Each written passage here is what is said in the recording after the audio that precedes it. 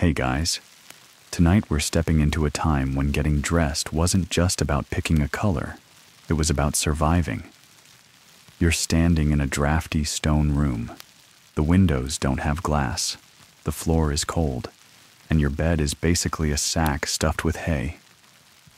Outside, the wind howls through the thatch roof, and somewhere down the hall, someone is grinding grain in a mortar at a truly unreasonable hour. It's the Middle Ages, and it's time to get dressed. But here's the thing. You're not slipping into sleek fabrics or elasticated leggings. No, you're reaching for wool. Scratchy, itchy, not actually soft wool, and not just one layer. You're about to put on 5, maybe 6 if your family's doing okay. Your first layer is the chemise, a loose, white linen shirt that acts like medieval underwear. Clean, hopefully. White? Well, it used to be. Comfortable, not even a little. So, before you get comfortable, take a moment to like the video and subscribe, but only if you genuinely enjoy what I do here. Let me know where you're listening from and what time it is where you are.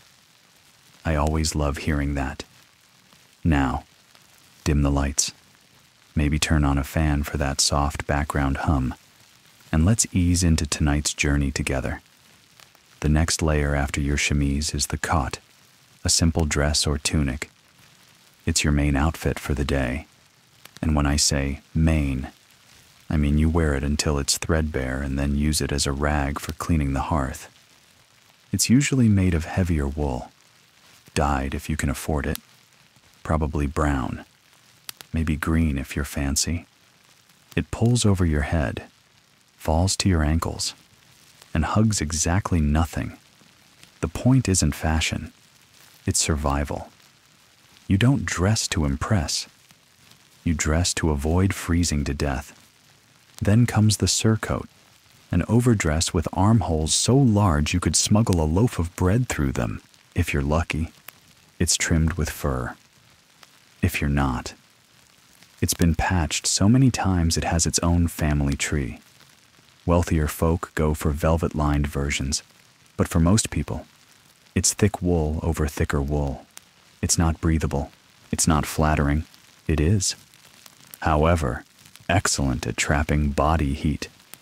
And, unfortunately, body odor. Next, you might wear a cloak, especially in winter, fastened with a brooch or clasp. It doubles as a blanket and triples as a privacy screen when sleeping in a communal hall.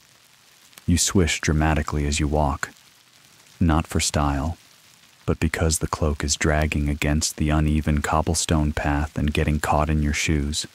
Still, you look a little majestic, even if your feet are numb. Speaking of shoes, they are bad, just bad. If you're a peasant, you're probably in clogs or turn shoes, soft leather with thin soles and absolutely no arch support. If it's raining, your feet are wet. If it's snowing, your feet are still wet, just colder. Wealthier folks might get ankle boots with straps or a bit of fancy stitching. They might even wear pattens, wooden platforms you strap to your shoes to elevate yourself above the mud. They work, sort of, until you trip. Let's talk underwear, or the lack thereof. Women don't have bras. Men wear bras, baggy linen shorts that tie at the waist and sometimes at the knees. There are no elastic waistbands, just cords you hope stay knotted. And if they come loose, well, good luck walking to church with dignity. Historians still argue whether women wore anything under their skirts. Some say yes, some say just the chemise. But either way, if you're thinking support, forget it. You bounce. End of story. Now, imagine trying to use the bathroom in this getup. Let's just say chamber pots weren't designed with 6 layers of fabric in mind. You don't undress fully. You maneuver, carefully, quietly, in the dead of night, while hoping the fire doesn't go out before you return. And then there's the smell. No one's bathing daily, or even weekly. You wash your hands, maybe your face, but full-body baths are rare. Water is cold, privacy is scarce. So your clothes, they absorb everything. Smoke, sweat, the tangy aroma of onions and turnips. If your family owns a bit of lavender or rosemary, you might sew a sprig into your sleeve as a natural deodorant. If not, well, everyone smells. It's kind of democratic. But here's the thing. Everyone smells fashionably. Because this is normal. No one expects rose-scented laundry. They expect stains, patches, and an occasional whiff of goat. There's a fringe theory, though historians debate this, that some nobles intentionally wore worn-out layers on the outside to display their wealth indirectly, as if to say, yes, this cloak is frayed, but imagine how many replacements I could afford if I cared. Passive-aggressive peacocking, medieval edition. And you don't just dress for weather or modesty, you dress for status. A peasant's tunic is unadorned, practical, maybe cinched with rope. A merchant might add dyed trims. A noble? Embroidery, embroidery, embroidery, gold thread, pearls, even tiny bells sewn into hems. You don't walk, you jingle. But even nobles have to suffer the fabric situation. Linen wrinkles, wool itches, and everything takes forever to dry. You can't toss it in a dryer. You hang it over a hedge and pray it doesn't rain, or get stolen, or blow away. And don't even think about traveling. Imagine trying to ride a horse in floor-length wool with no elastic and 10 pounds of extra fabric. You hitch up your skirts, ruin your posture, and hope the saddle doesn't rub your thighs raw. But hey, at least the cloak keeps your backside warm. The most bizarre part? This is all considered normal. It's not eccentric. It's everyday. No one's trying to be weird. They're trying to survive, signal status, and follow rules that change with the wind. Your outfit might be itchy, stained, and impossible to clean, but it tells the world who you are, where you belong, and what they should think of you. So you stand in the doorway, layered like a cabbage, smelling faintly of tallow and thyme, and you brave the cold. Your clothes creak, your sleeves drag, and your shoes squish, but you made it out of bed, and you're technically dressed, now that you've managed to walk out the door wrapped in layers of wool, linen, and ambition. You start to notice something peculiar. Everyone is wearing something utterly ridiculous on their heads, and not just to keep warm. No, you've entered the realm of medieval hats, and these things are no joke. You glance to your left and nearly get poked in the eye. Someone, probably a noblewoman, is wearing a hat so tall it could double as a sundial. It's called a hennin, and it looks exactly like an upside-down ice cream cone. Sometimes it's flat-topped. Sometimes it leans like it's had a long day. But the pièce de résistance, a long, flowing veil hanging off the tip, like the world's most impractical kite tail. The hennin is not just a fashion statement, it's a status announcement. The taller the hat, the higher your rank, or at least, your aspirations. Some reached heights of over 2 feet, towering so dramatically they required reinforced wire to stay upright. You don't walk into a room wearing a hennin. You enter, and you duck. Frequently, low doorways and tall hats do not get along. Historians still argue whether the hennin originated in the East, perhaps inspired by Mongol or Byzantine headgear, or whether it was simply born from French nobles desperately trying to outdo one another. Either way, it was both admired and mocked, even in its own time. One cleric called it a devil's horn draped in gauze. He was not invited to many parties, but the hennin is only one in a long line of medieval headwear oddities. Let's talk about the lira pipe. It's a hood, fairly standard so far, with a tail that drapes dramatically down the back. But this tail isn't short or subtle. It's absurdly long. Some liripipes trail behind the wearer like a confused pet snake. You might wrap it around your neck like a scarf, or let it dangle over your shoulder as a soft medieval whip. Functionally, it does nothing. Aesthetically, it screams. I am a scholar or a jester, depending on the hour. And yes, the liripipe sometimes becomes longer than the body it's attached to. A 4-foot tail? Not unusual. 8 feet? Now you're just showing off. There's one surviving account of a man whose liripipe was so long, he reportedly used it to tie parcels. That's fashion and utility. Medieval style. If you're a man of means, or just want to look like one, you might opt for a chaperone.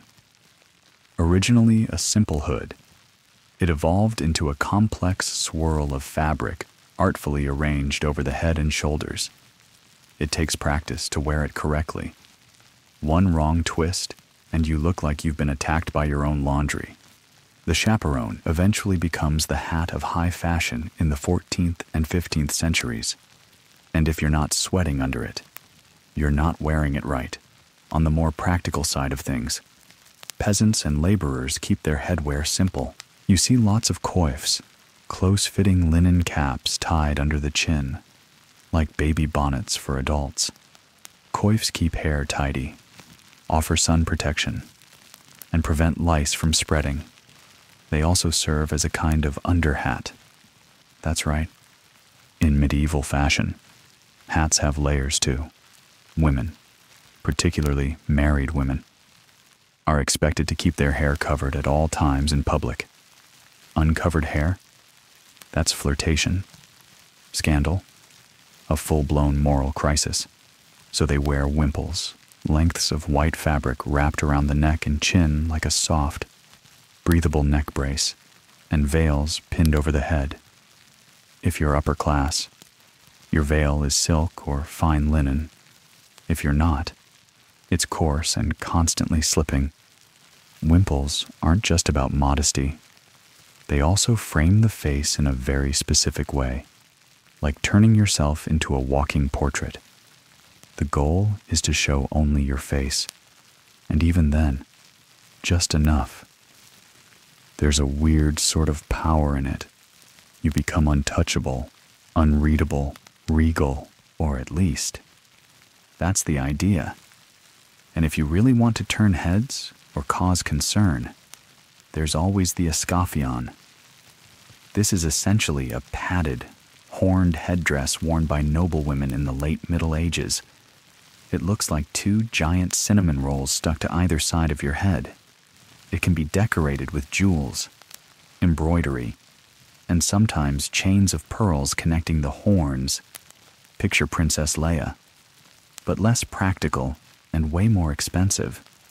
One of the more fringe trends, though it was absolutely real, was the use of beaver pelts in men's hats, not just for warmth, but for status. The fur was often brushed and treated until it shone, and then mounted atop hats in big, poofy layers. Some even trimmed their hats with gold leaf or dyed the fur exotic colors. There's a 15th century account of a man whose hat matched the exact hue of his favorite hunting hound. Historians don't agree whether that was touching or totally unhinged. And while these hats often seem like pure decoration, they weren't without politics. Sumptuary laws, rules that controlled what people could wear based on their class, often extended to hats. You couldn't just decide to wear a hennin or a feathered cap. If your social rank didn't allow it, you'd be fined, or worse, shamed. One record tells of a merchant's daughter who dared to wear a velvet-lined hood and was pelted with vegetables.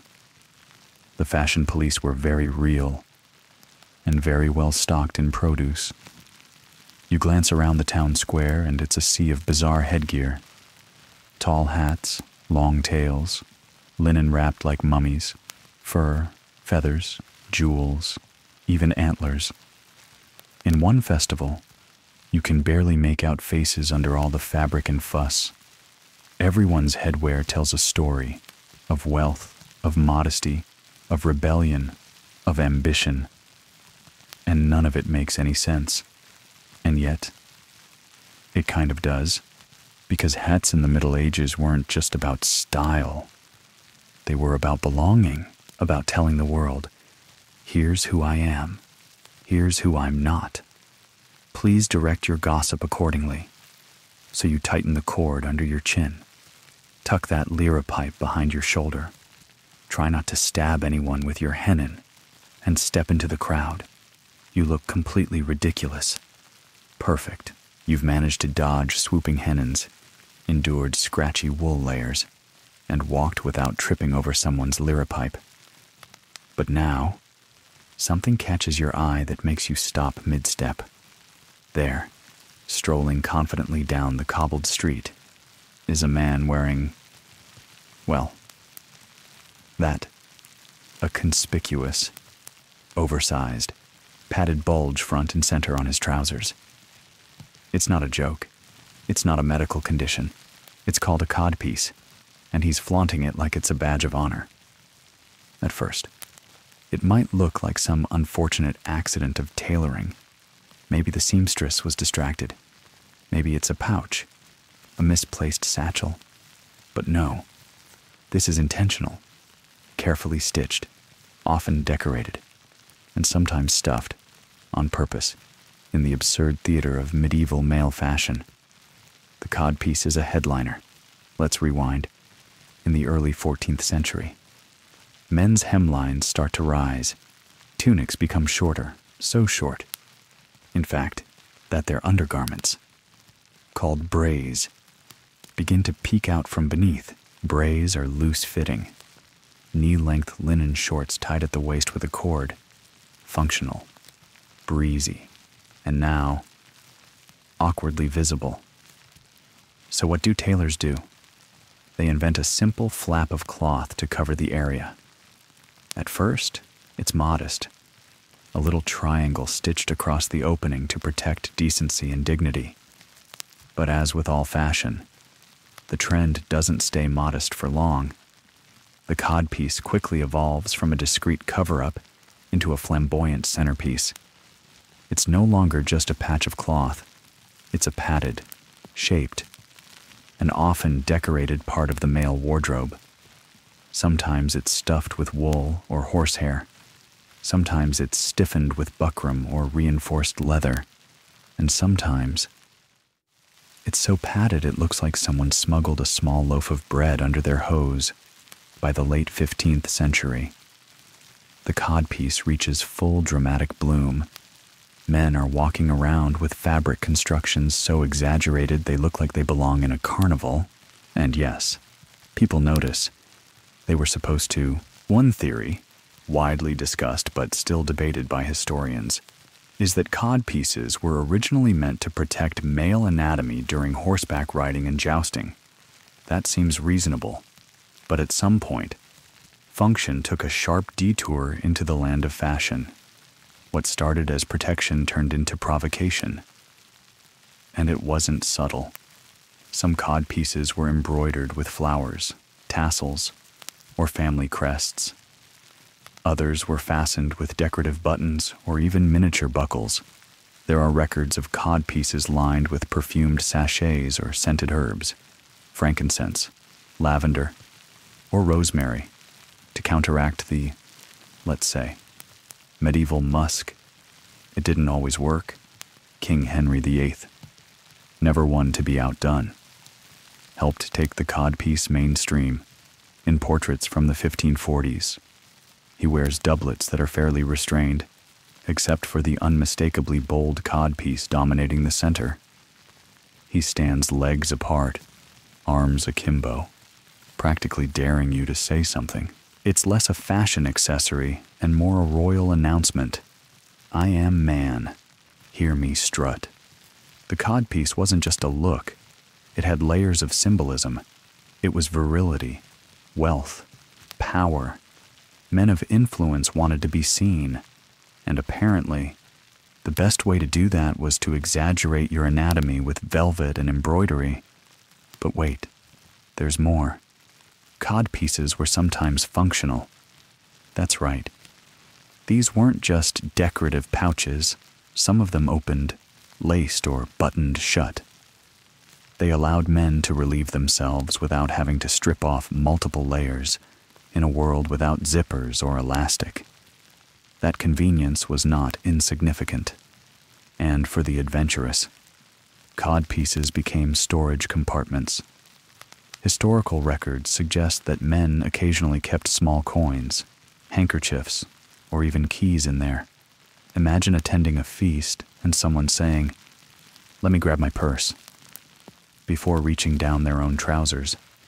Armor, too, embraced the trend. Some suits of 16th century ceremonial armor include fully metal codpieces, polished, protruding, and completely useless in battle. One especially notorious set of armor in a German museum features a pointed steel codpiece large enough to function as a minor shield. No one quite agrees on why, but everyone agrees it's unforgettable. Clergy and moralists, unsurprisingly, were not fans. Sermons were delivered denouncing the trend. Pamphlets were written warning that the devil resides in vanity, and codpieces were singled out as evidence of sinful pride. But they still thrived, especially among courtiers and soldiers, who seemed to interpret condemnation as free advertising. One satirical poem from the late 15th century refers to a man strutting as though he bore the crown jewels upon his groin. Another joke suggests codpieces were so exaggerated they needed their own tax bracket. The humor was alive, if not always tasteful. Women, on the other hand, had no equivalent while they were bound by corsets and layers of lace. They never got a fashion item dedicated to the art of projection. Some contemporary writers suggest women found codpieces ridiculous, even entertaining. It's not hard to imagine noblewomen giggling behind fans at the sight of their husbands parading down the hall, swaying slightly more than necessary. And yet, for a time, this bizarre trend dominated men's fashion. Tailors competed to create the most inventive versions. There were patterns and guides, discussions about ideal shapes and stuffing ratios. Codpieces became an industry, but by the end of the 16th century, they began to disappear. Fashion turned again, doublets lengthened, silhouettes slimmed, and society seemed collectively ready to pretend it had all been a very elaborate misunderstanding. The codpiece was quietly retired to the annals of fashion history, remembered more for its audacity than its elegance. Still, echoes of the codpiece linger in odd corners of modern design: rock stage costumes, theater outfits, even sports uniforms. The idea that clothing can exaggerate, boast, or tease, that never truly went away. So here you are, standing on a medieval street, watching a baker's son strut by with a modestly puffed front flap. Next comes a traveling minstrel with a brightly dyed codpiece tied with red ribbon. He catches your eye and winks. You do your best not to laugh, because you finally get it. Medieval fashion wasn't just about function or modesty. It was a spectacle, a performance. A medieval man didn't just wear his confidence on his sleeve. He strapped it to the front of his pants and called it couture. You nod politely and move along. You've already braved the padded codpieces and towering hennons. You've sidestepped cloaks dragging in mud and liripipes slapping in the wind. But now, your gaze is pulled downward, not by choice, but by necessity, because someone's shoe tip just whipped across the path in front of you like a snake made of leather. No, it's not an animal. It's not an illusion. It's a polen, the medieval shoe that valued length over logic, style over safety. And oh, these things are long, not a bit pointy long, not a touch dramatic long. We're talking up to 24 inches of pure toe extension, more than half the length of an average medieval leg. You stare, trying to comprehend how this became the footwear of choice. And then someone nearly trips on theirs, catching the toe with the opposite foot mid-step. And you remember, this is fashion, and fashion, as you now know, doesn't ask for permission or practicality. The name poulain comes from souliers à la poulaine, literally shoes in the Polish style, since the trend was believed to have originated in 14th century Poland before sweeping across France, England, Germany, and beyond. Some historians argue it was a noble's import, a high-class fashion statement gone rogue. Others think it may have had roots in earlier pointed designs from the East, regardless of its origins. Once the poulain took hold of medieval imaginations, it did not let go, at least not until a few people actually fell down the stairs wearing them. Poulains were more than just absurdly long. They were status symbols, like the codpiece. They served as a visual flex. You didn't wear poulains to work the fields. You wore them to be seen, to be admired, to confuse your enemies with aerodynamic swagger. The longer the toe, the higher the status, unless you went too long. In which case, people started to suspect satire. There are records of nobles wearing poulains so long they had to tie them to their knees using chains or laces to avoid tripping. That's right. Your feet had accessories, entire harnesses. One especially enthusiastic courtier was said to have added silver bells to the tips, creating a musical accompaniment to every step. Whether this was charming or deeply irritating is still debated. And what about walking in them? It wasn't easy. In fact, it wasn't supposed to be. Part of the appeal was how impractical they were.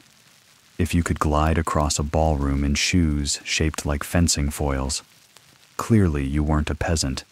Clearly you didn't have to labor, run, or climb ladders. Poulains turned every step into a performance.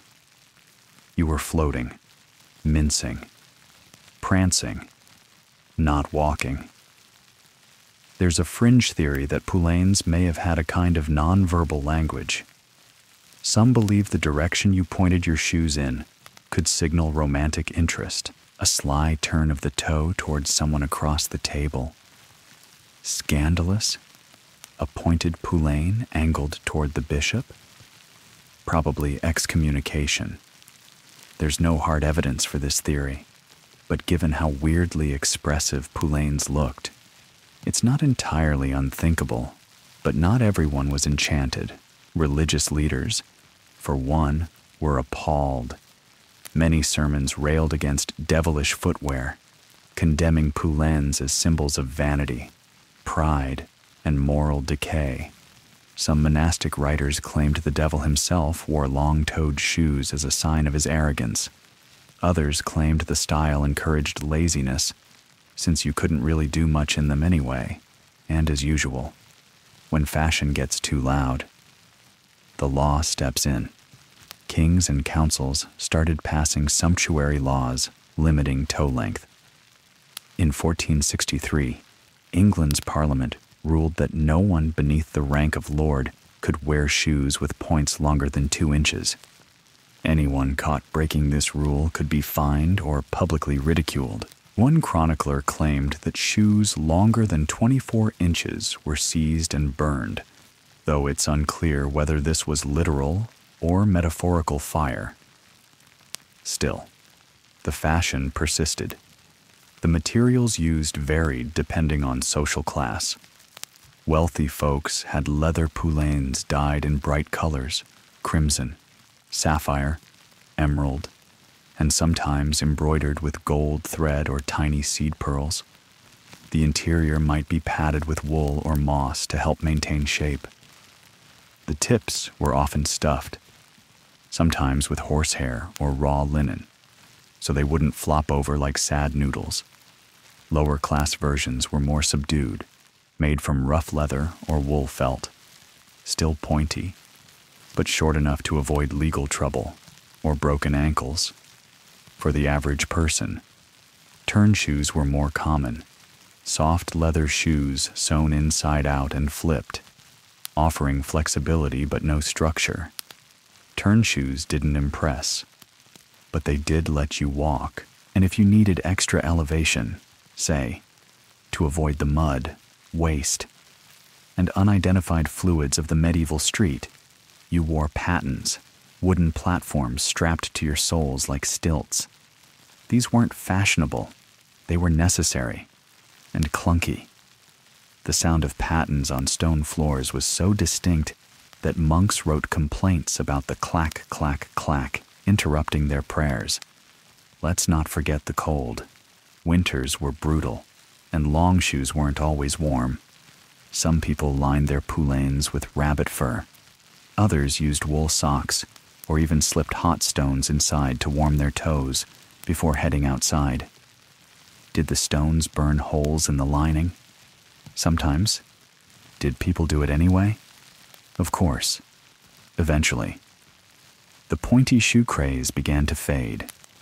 In the early 1500s, a shift toward square-toed and rounded footwear took hold. People collectively sighed in relief and started walking like normal humans again. But poulaines didn't die quietly. They lingered in jokes, in moral pamphlets, in satirical art. Artists loved to draw devils wearing exaggerated footwear, and jesters kept them alive. Quite literally, many jester costumes featured curled, pointed shoes well into the Renaissance. And even though the style vanished from everyday life, its spirit didn't. Modern fashion still has its moments: platforms, stiletto heels, clownishly long boots on the runway. Somewhere in a dusty corner of haute couture, the poulaine's ghost is still winking.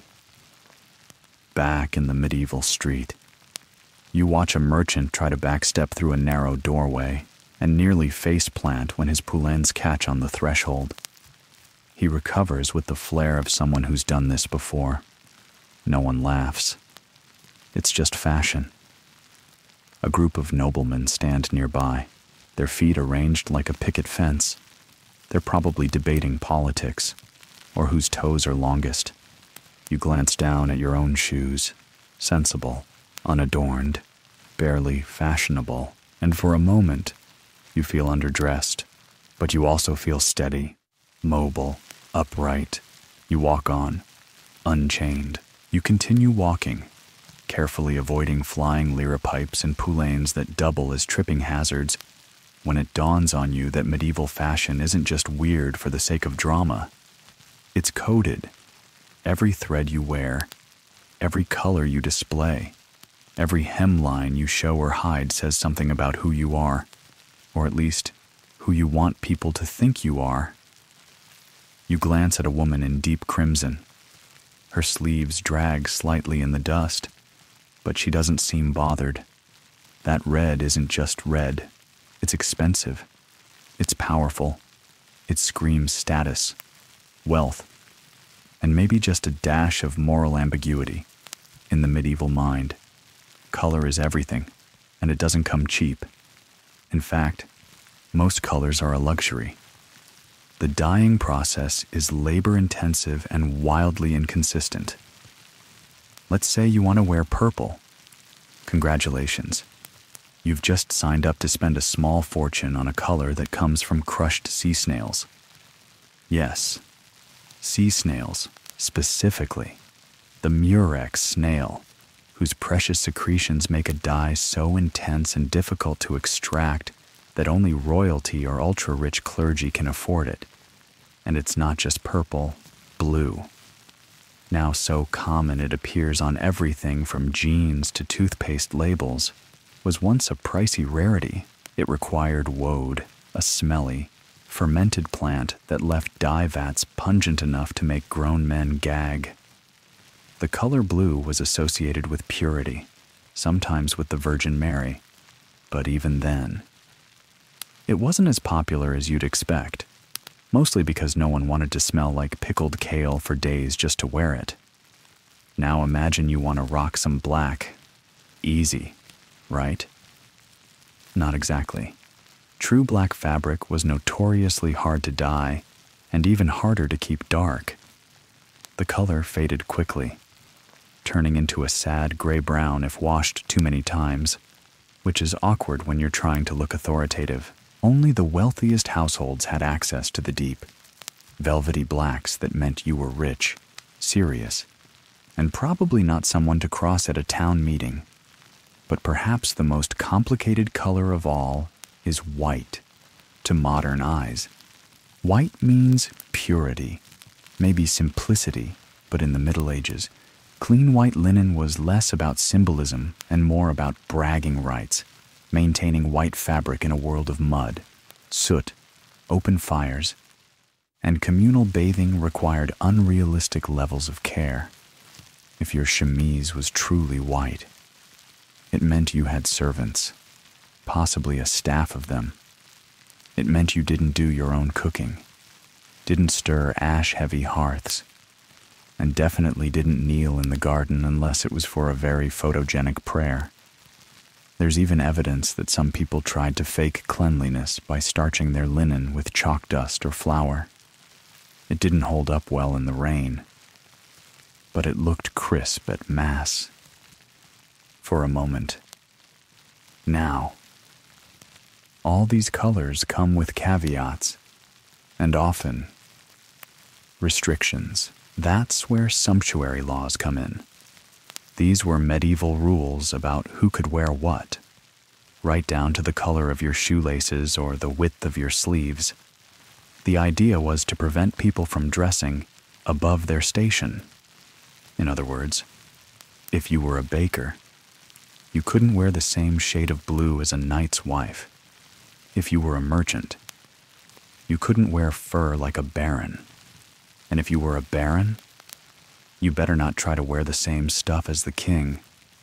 Historians still debate how strictly these laws were enforced. Some towns were sticklers, others were more like, just don't be too obvious about it. But we do know they were real. England, France, Italy, nearly every kingdom had its own version. In some cities, you could be fined for wearing the wrong color on the wrong day. In others, your garments might be publicly cut or burned as punishment. But of course, fashion finds a way. People found loopholes. Merchants would wear cloth dyed a few shades lighter than the restricted colors. Nobles would sneak in forbidden trims on the inside hems of their cloaks, visible only when they turned dramatically. Tailors got creative with layering, stacking cheap fabrics over expensive linings, creating illusions of wealth or humility depending on the lighting and the angle. And yes, some rebels just wore what they wanted and paid the fine. There's a delightful account of a noblewoman in Milan who insisted on wearing golden thread in her hair despite multiple warnings. When fined, she replied, "My father pays twice as much for my shoes." Iconic. Meanwhile, peasants wore browns and grays not out of preference, but necessity. Their clothing was rarely dyed, or if it was, it came in dull earth tones made from walnut husks, onion skins, or rusted iron steeped in vinegar. Color, for them, was more likely to be a stain than a choice. Berry juice, soot, the occasional blood from a runaway goose. Even so, peasant fashion wasn't completely devoid of personality. On feast days or weddings, they'd wear their nicest tunics, maybe a belt dyed with madder root or a headscarf bleached to a light cream. Children might wear ribbons tied from rag scraps. Farmers would embroider their best smocks with simple patterns passed down from their mothers. Quiet pride in humble threads. There's even a record of a man in 14th century Flanders who painted his wooden shoes bright green to celebrate the spring. Was it legal? Probably not. Was it fashionable? Absolutely not. Was it charming? Completely. Of course, not everyone wore their true station on their sleeve. Some garments were hand-me-downs, altered so many times they no longer matched any class-specific rule. A dress that began as noblewoman's ball gown might end up, 30 years later, as a peasant girl's Sunday best, shortened, patched, and dyed with cabbage water.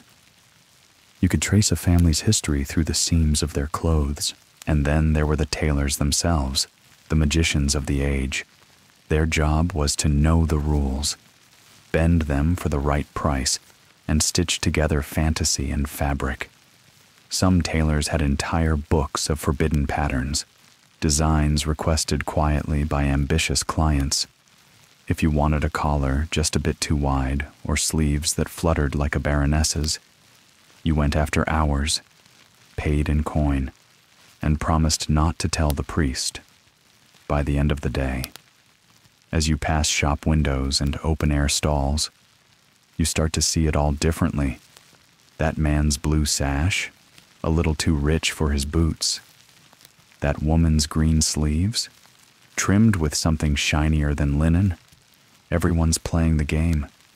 Dressing isn't just getting dressed. It's saying something. It's whispering.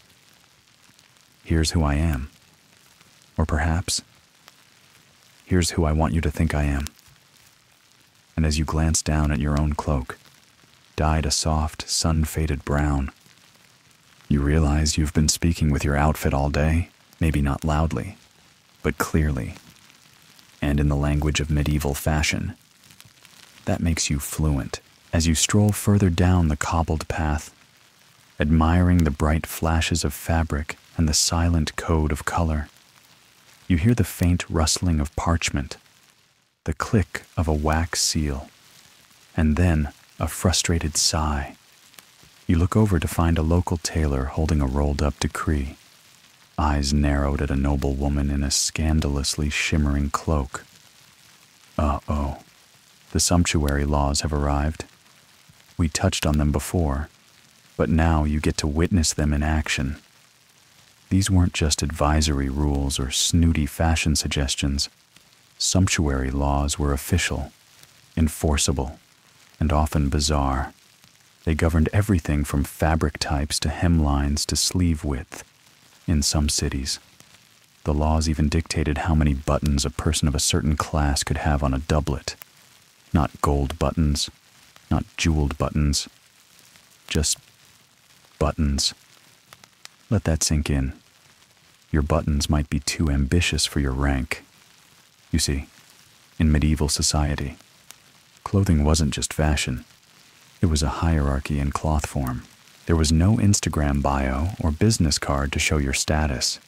You walked into a room, and your tunic told everyone who you were, how much money you had, and whether or not you could legally wear silk.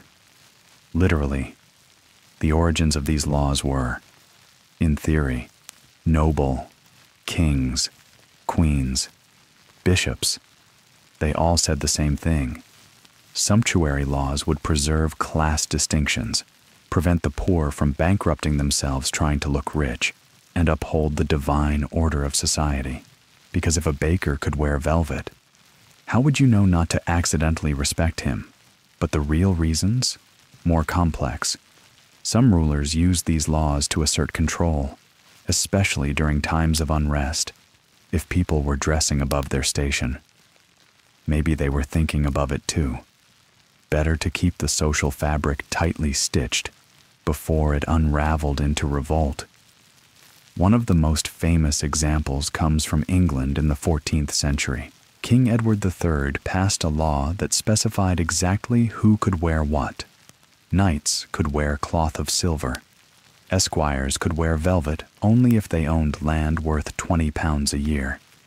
And yeomen, essentially the upper middle class, were banned from imported furs altogether. So if your sleeves were trimmed in squirrel and your land taxes weren't paid, you were in trouble. In Florence, the laws were even more absurdly detailed. A woman could wear only one pearl necklace. 2? Illegal. That necklace couldn't exceed a certain number of strands, stones, or carats.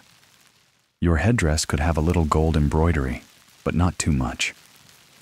One account from 1370 lists a woman being fined for wearing a too fancy girdle, which in this case was not shapewear, but a jeweled belt used to indicate both wealth and moral rectitude.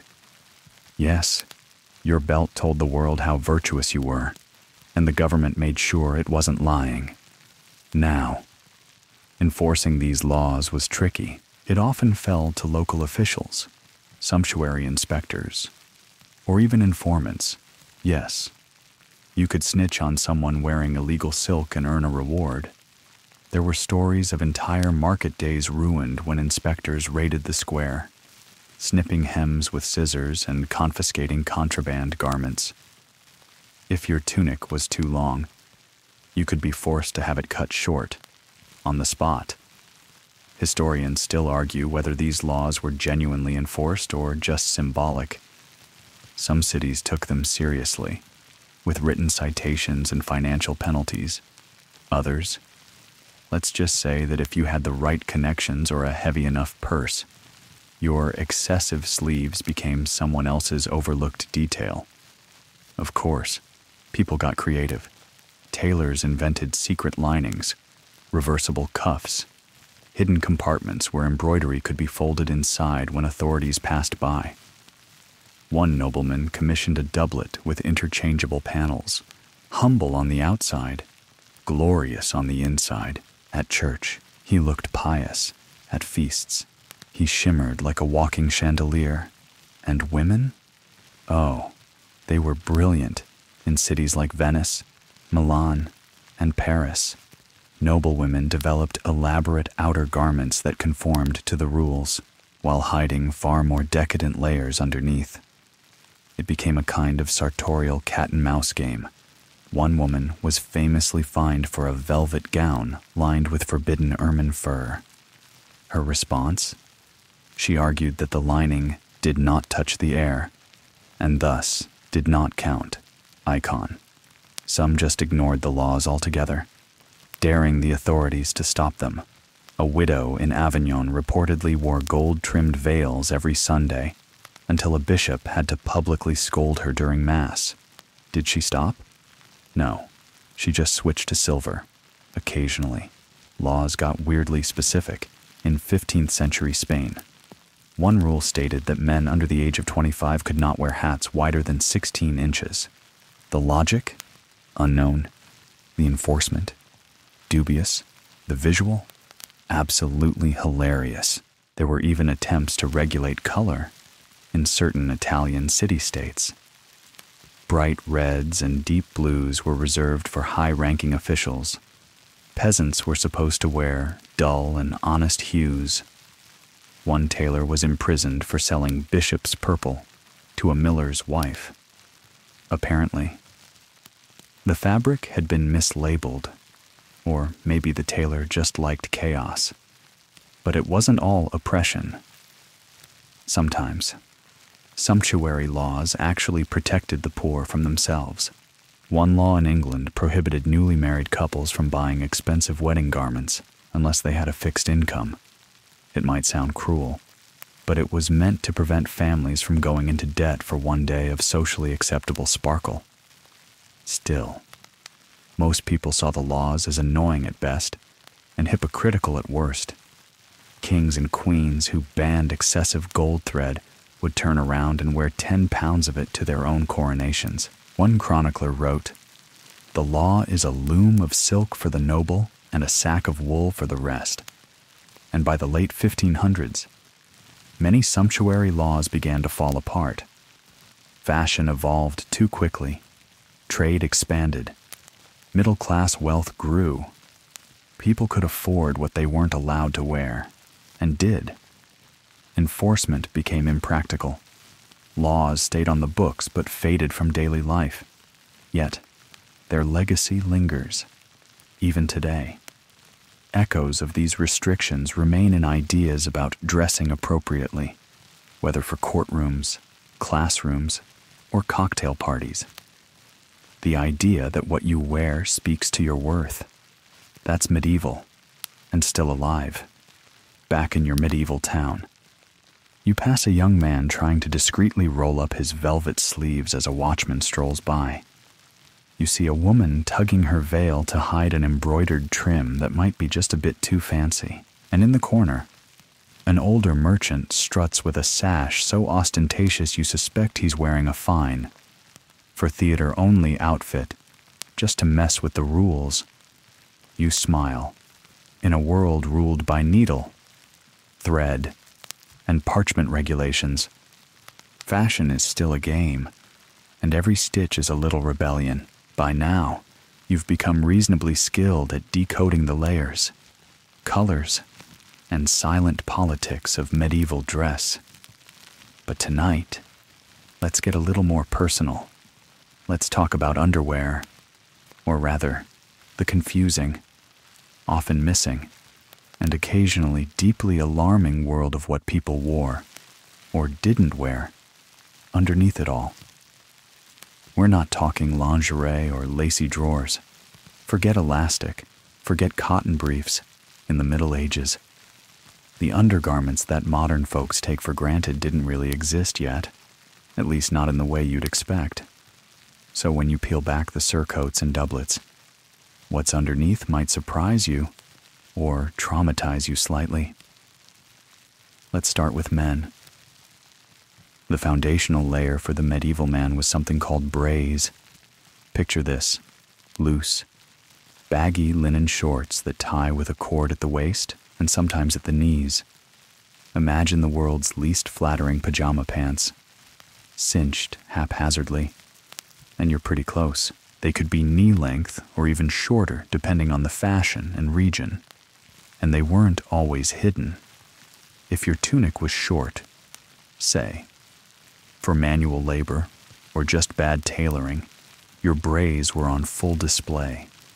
Some illustrations show men walking around in only their braise and a tunic. Think medieval dad on a Saturday morning energy. Historians still argue whether these were considered proper indoor attire or just a necessary evil on hot days. One thing is certain: they were rarely clean, often patched, and not particularly supportive. Over the braise, a man might wear hose, tight-fitting leg coverings that were sometimes footed like tights, and sometimes open-ended, requiring separate shoes. They weren't connected in the middle like pants. In fact, early hose came in two pieces, one per leg, tied to the doublet or a belt. So yes, putting on pants required tying your legs to your torso. Fashion was work. By the 15th century, hose evolved into one connected garment, with a notable cutout at the front for, you guessed it, the codpiece. It's all coming together now. Women's undergarments, though, are an even stranger puzzle. First and foremost, there were no bras, no underwires, no cups, no lace. There are a few rare finds, like the Lengberg Castle linen bra from 15th century Austria. But these are the exception, not the rule. Most women wore a long, loose-fitting linen chemise, also called a smock or shift, under everything. It was basically a full-body undershirt. The chemise absorbed sweat and protected outer garments from body oils.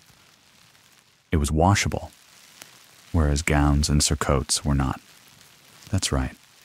This one thin layer of linen was the only barrier between your skin and 100 pounds of wool, fur, or silk, and you'd wear it for days, sometimes weeks.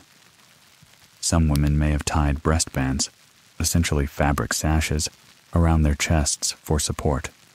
Others likely did not. So, if you've ever wondered how medieval women danced, worked, or walked briskly without, let's say, jostling, well, they didn't. That was just life. Support came from posture, layering, and good luck.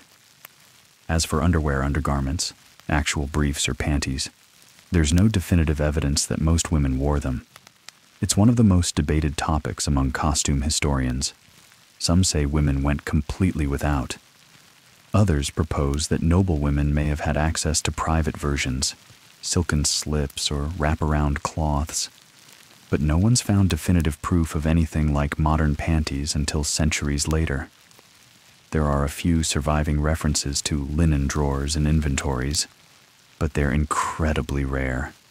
And even then, it's unclear if these were meant for daily wear or for very specific circumstances, like menstruation, illness, or traveling. So yes, it's entirely possible that for most medieval women, the chemise was it. One layer. Full stop. Now, let's talk hygiene, or what passed for it. Chemises and braids were washed regularly, at least by medieval standards, maybe once a week, maybe once a month. It depended on water access, labor, and, of course, your social class. Poorer folks often only had one set of underclothes. Richer people might have several, though even nobles reused them until they were positively crispy. There's a fringe theory that people powdered their underwear with dried herbs, like lavender, sage, or even ground rose petals, to counteract odors. Some wealthier households stored chemises in perfumed chests. Others sprinkled the linens with vinegar or rose water. Did it work? Only if you stood very far away. And what about the bathroom situation? Well, undergarments were designed with access in mind. Braids could be loosened at the waist. Hose were often tied in ways that allowed untying one leg or simply moving the codpiece. For women, the long chemise could be hiked up. And that was that. Chamber pots, privies, or discreet visits behind hedges were part of the daily rhythm.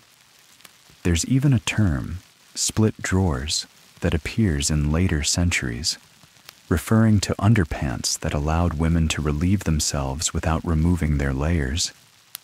It's debated whether these existed in the earlier Middle Ages, but considering the sheer number of petticoats and skirts some women wore, it would have been practical, at the very least. Of course, what lies beneath isn't just functional, it's political. Poor people wore coarse linen. Nobles wore finer weaves. Some shifts were embroidered, even though no one saw them. Why? Because even your underwear had to match your station. There's something hilarious and a bit tragic about a world where someone might say, "No one can see my chemise, but by heavens, it must be Belgian flax." Tailors occasionally left maker's marks on undergarments, tiny initials stitched into the hem.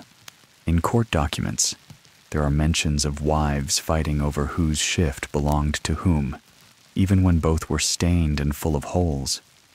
People took these things seriously.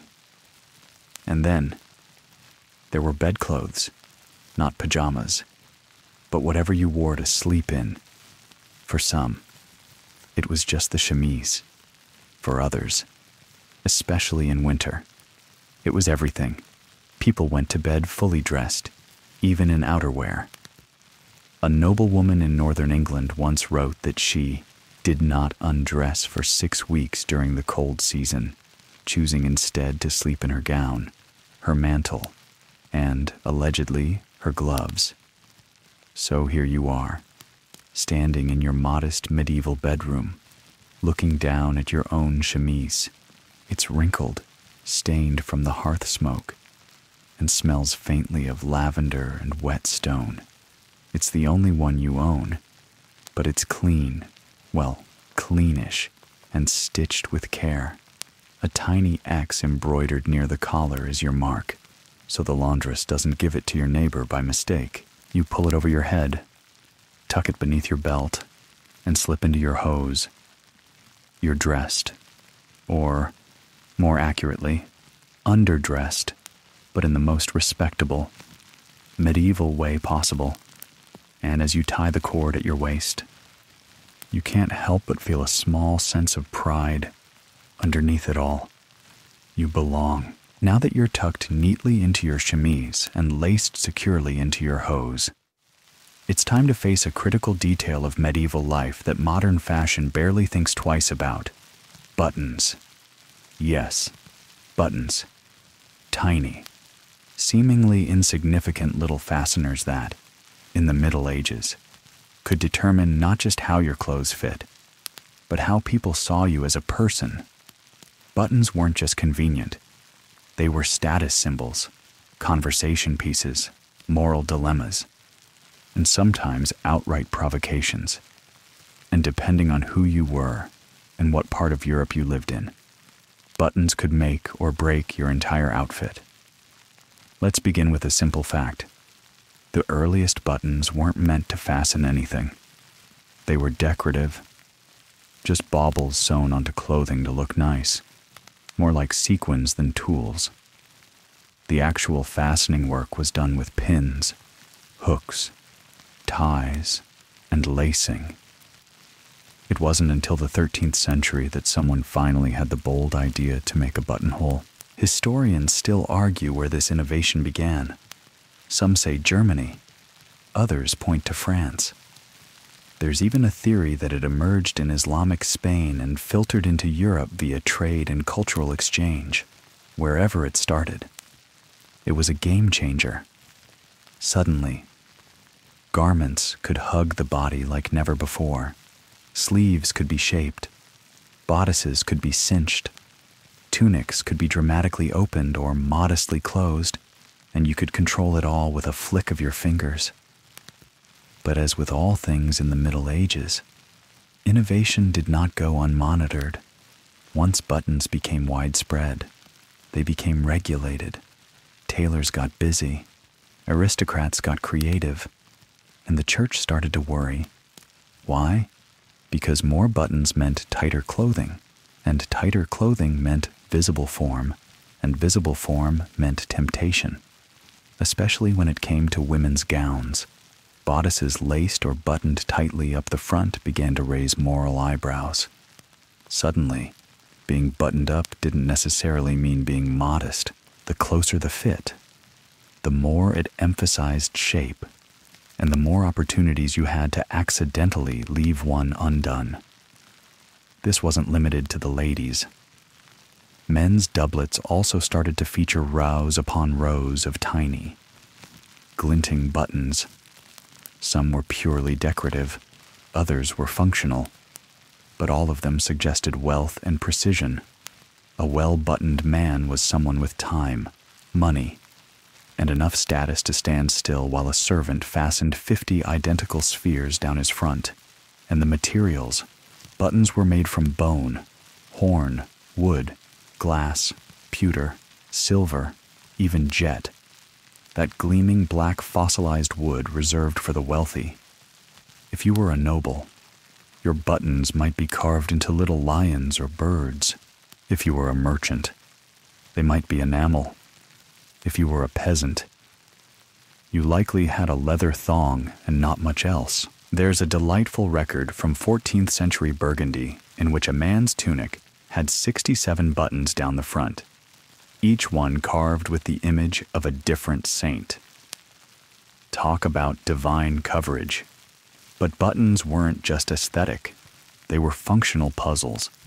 Imagine fastening the sleeves of your gown with 30 tiny buttons, none of which are larger than a marble, and all of which must be done with no elastic, no zippers, and no mirrors. Getting dressed could take an hour, and that's assuming you had a maid or manservant helping. And because buttons were so labor-intensive to make, many were hand-carved or hand-cast, they weren't disposable. You wouldn't toss a garment just because the buttons fell off. You'd remove them and reuse them, sometimes passing them down through generations. Buttons were heirlooms. Some garments didn't even have built-in buttonholes. They had loops, little cords sewn to one edge, and the buttons slipped through those. Easier to make, but harder to keep secure. There are church records of men walking into Mass and losing buttons mid-bow. One priest reportedly stopped a service because a button struck the stone floor with unseemly clatter. Drama. Then there's the issue of placement in modern fashion. Buttons tend to go on the right for men and the left for women, but in the Middle Ages, it wasn't standardized yet. You might find women's gowns with buttons down the front, the side, or even spiraling diagonally across the torso like a decorative serpent. Men's clothing had similar variety. One courtier had his buttons placed in pairs, spaced symmetrically like marching ants, to represent balance and order. And when buttons weren't enough, you had button surrogates, like fibulae, those brooch-like clasps inherited from Roman times, used to fasten cloaks. They came in all shapes and sizes, from plain bronze to intricately enameled pieces the size of your palm. Imagine a cloak fastened with a pin so fancy it needed its own guard. Of course, not everyone used buttons. Many people preferred lacing, especially for garments that had to flex with the body, bodices, hose, and sleeves. Lacing gave you adjustability, it said.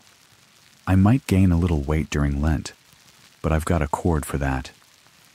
In fact, sumptuary laws occasionally limited the number of lacing holes allowed on a garment. Buttons were fine, but too much lacing? Scandalous. And if you had neither laces nor buttons, you used pins. Lots of them. Brass pins, iron pins, bone pins.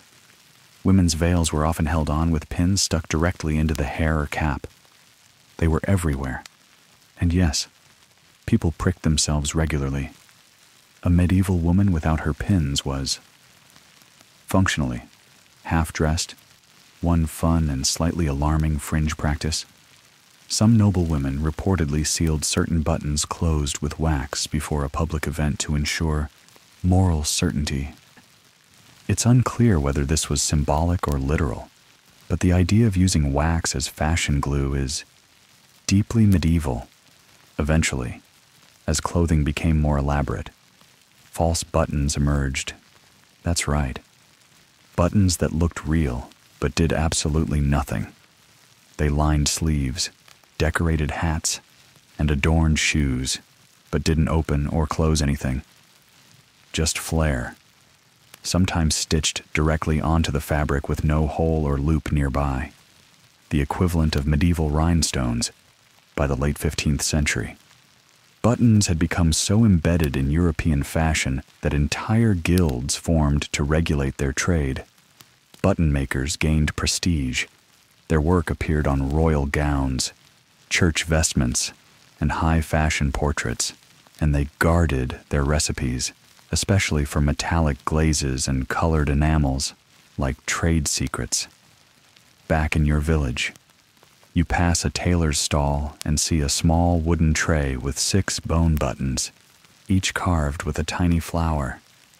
They're worth more than a chicken, maybe even 2. A woman nearby argues with the vendor over whether she's allowed to wear 4 buttons on her cuffs or only 3.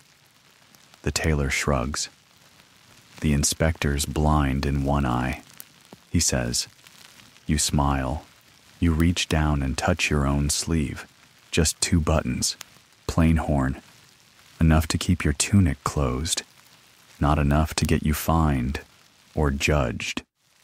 But enough to say, I belong here. The sleeves are fastened, the hose tied, your buttons firmly in place.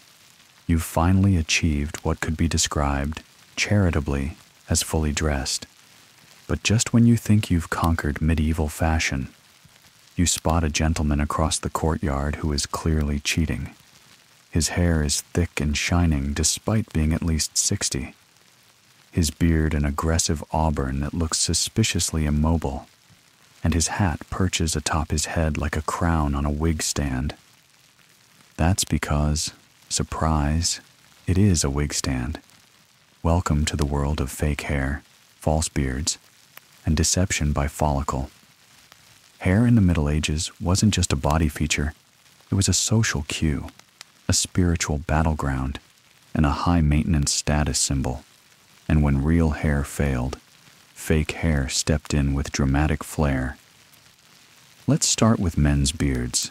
In many periods of the Middle Ages, facial hair was more than just fashion. It was a declaration. Beards meant wisdom, virility, religious devotion, even nationality. English knights might go clean-shaven in the 12th century, while French nobles strutted around with oiled goatees by the 14th. Beards came and went with trends, monarchs, and wars. But not everyone could grow the lush facial forests demanded by the day's fashion gods. That's when some men turned to false beards, glued, strapped, or even pinned to their faces with tiny metal clasps. One eccentric noble reportedly kept a selection of mood beards, including a thin mustache for council meetings and a wild braided piece for feasts. Whether he was eccentric or just bald-chinned, history does not say. Women, meanwhile, had their own hair dilemmas. Long, thick hair was considered the gold standard, literally. Blonde hair was especially prized, seen as angelic and noble, but achieving it naturally, rare. So, many women turned to hairpieces, wigs, extensions, and padded braids were all part of the arsenal. You could buy falsies, extra braids made from horsehair, goat hair, or even human hair, often donated by servants or sourced from the dead. These would be woven into your own hair to create elaborate styles. They could be gilded with thread, sprinkled with gold dust, or even perfumed with rose oil to cover the slightly musty scent of, well, aged animal fiber. There's one particularly famous case of a noblewoman in Burgundy who wore a hairpiece so heavy she had to lean forward to balance. A court poet described her as tipping like a sunflower at dusk. Charming. Now, if you were lucky enough to grow your own hair, you still had to manage it, and that was no small feat. Without shampoo, conditioner, or modern brushes, hair had to be combed daily with wide-toothed combs, often made of wood or bone. Oil, like olive or walnut, was used to smooth it down and keep lice at bay. But if lice took hold anyway, you shaved your head, then started over. Enter wimples, veils, and coifs. These weren't just fashion accessories, they were often disguises. Many women covered thinning hair, scalp irritation, or unsuccessful dye jobs with a strategically placed linen wrap. Veils fluttered, hoods shadowed, caps hid everything. And just as often, the layers were used to tame a too thick, too unruly mane into court-acceptable submission. Of course, hair wasn't only about style, it was moralized, politicized, and scrutinized. Religious figures obsessed over it. Some orders insisted women cover their hair entirely after marriage, while others encouraged brides to display their hair only on wedding days. Hair was vanity. Hair was sin. Hair was beauty. Hair was burden. Historians still argue whether noble women's hair was more often shown or hidden. Some tapestries show loose, flowing locks. Others depict hair tightly bound under structured headdresses. What's clear is that women used accessories to shape their silhouette from the neck up, sometimes dramatically so. One trend in 15th century France involved heart-shaped hennons. Yes, those tall, conical hats, paired with pulled-back hairlines and padded veils. These often required women to pluck or shave part of their foreheads to create a high, smooth brow. The result? An exaggerated dome of elegance. Think of it as the original five-head, and yes, it was a look. Hairline plucking wasn't just a French thing. It spread throughout European courts. Eyebrows were often shaved off entirely. A woman with no brows and a towering hairline. Très chic in 1450. And men weren't immune to these pressures. A nobleman who began balding too early might resort to hair patches or cap wigs. These were small circles of hair, like medieval toupees, glued directly onto the scalp. In Italy, they were sometimes scented with lavender to cover the smell of glue. In England, they were often hidden under hoods or large hats. There's even one odd mention in a merchant's journal about a merchant of wigs and charms who promised customers they'd regrow hair by wearing his magic hair helmet. It was lined with goose fat and herbs. The results, predictably, were disappointing. The fringe of the fringe? Beard bleaching. Yes. Some knights in the 14th century dyed their beards to match their armor, blonde for gold, red for battle, black for mourning. Recipes for dye included vinegar, alum, and crushed berries. The smell? Probably aggressive, eventually. Fashion turned once more. Simplicity came back. Wigs fell out of favor. Beards were banned in certain courts.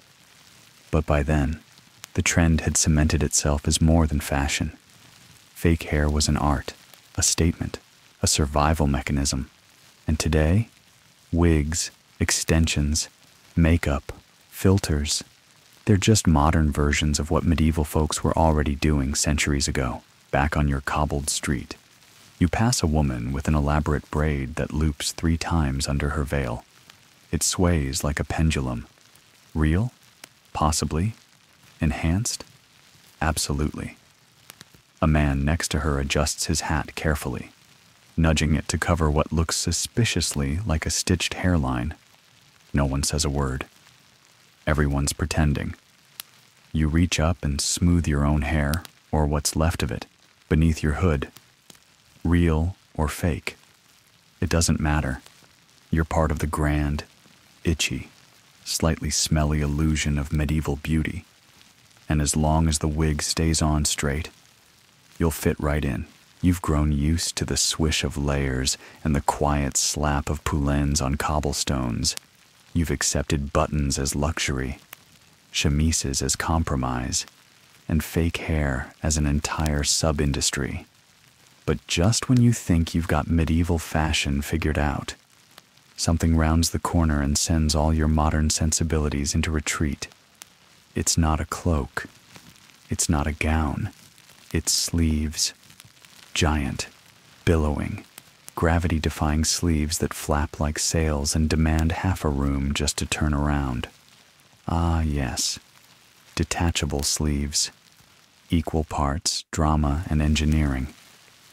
They were the ultimate mix-and-match accessory of the Middle Ages.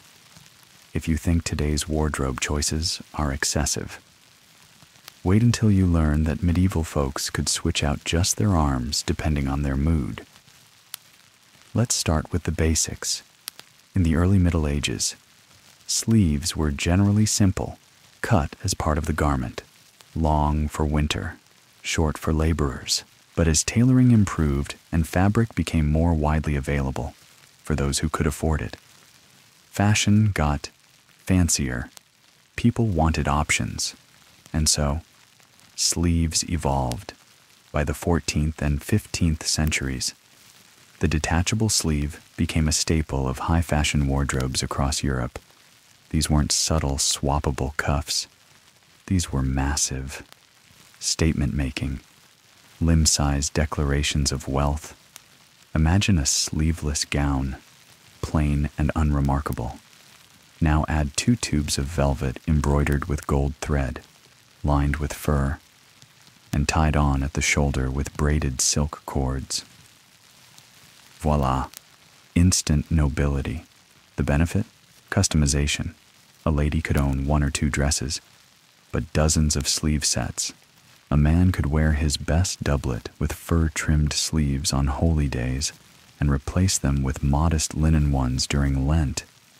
It was like owning 1 suit, but swapping out the ties, lapels, and pocket squares so well that nobody noticed you were recycling. Sleeves weren't just about flexibility, they were about flair. Some were so long they reached the floor. Others had slits, called false openings, to show off the inner lining or the arm beneath. These slits were not accidental. They were deliberate, fashionable, in some cases. They were laced open, creating little windows along the arm that showed flashes of chemise like medieval lingerie. Saucy, but socially acceptable. Historians still debate whether sleeves were invented for practical reasons, perhaps to allow washing the parts that got dirty fastest, or whether they were entirely about fashion. There's evidence for both. One surviving gown has 6 sets of sleeves stored with it, each labeled with an occasion: market day, feast, pilgrimage, and so on. It's like a medieval capsule wardrobe. Men weren't left out of the fun. Their doublets and houppelans, those majestic robe-like coats, often featured detachable sleeves so large they looked like bell towers. Some sleeves were so wide they could hide a loaf of bread or a small pet. And yes, rumors persist that noblemen occasionally smuggled snacks or love notes inside them. One French poet even joked that a wise man courts a lady whose sleeves are long enough to carry gossip. Of course, all this glorious drapery came with downsides. Wide sleeves caught on doorknobs. They dipped into candle wax. They dragged through mud.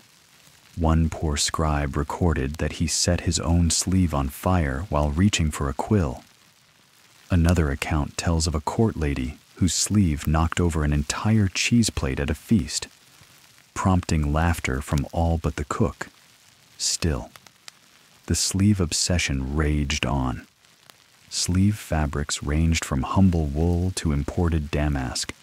Wealthier nobles used ermine linings, white winter fur dotted with black tips that signaled purity, nobility, and possibly an allergy to doing your own laundry. Poorer folk mimicked the style with squirrel fur or plain white linen. It didn't matter if your sleeves were real fur or clever fakes. What mattered was that they were seen.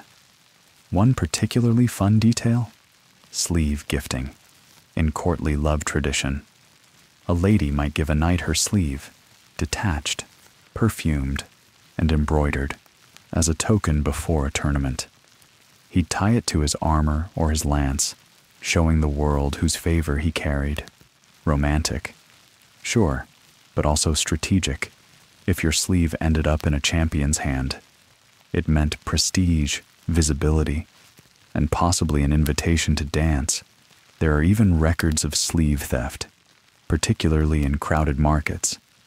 A thief would cut the cords at the shoulder, snatch the sleeve, and vanish into the crowd.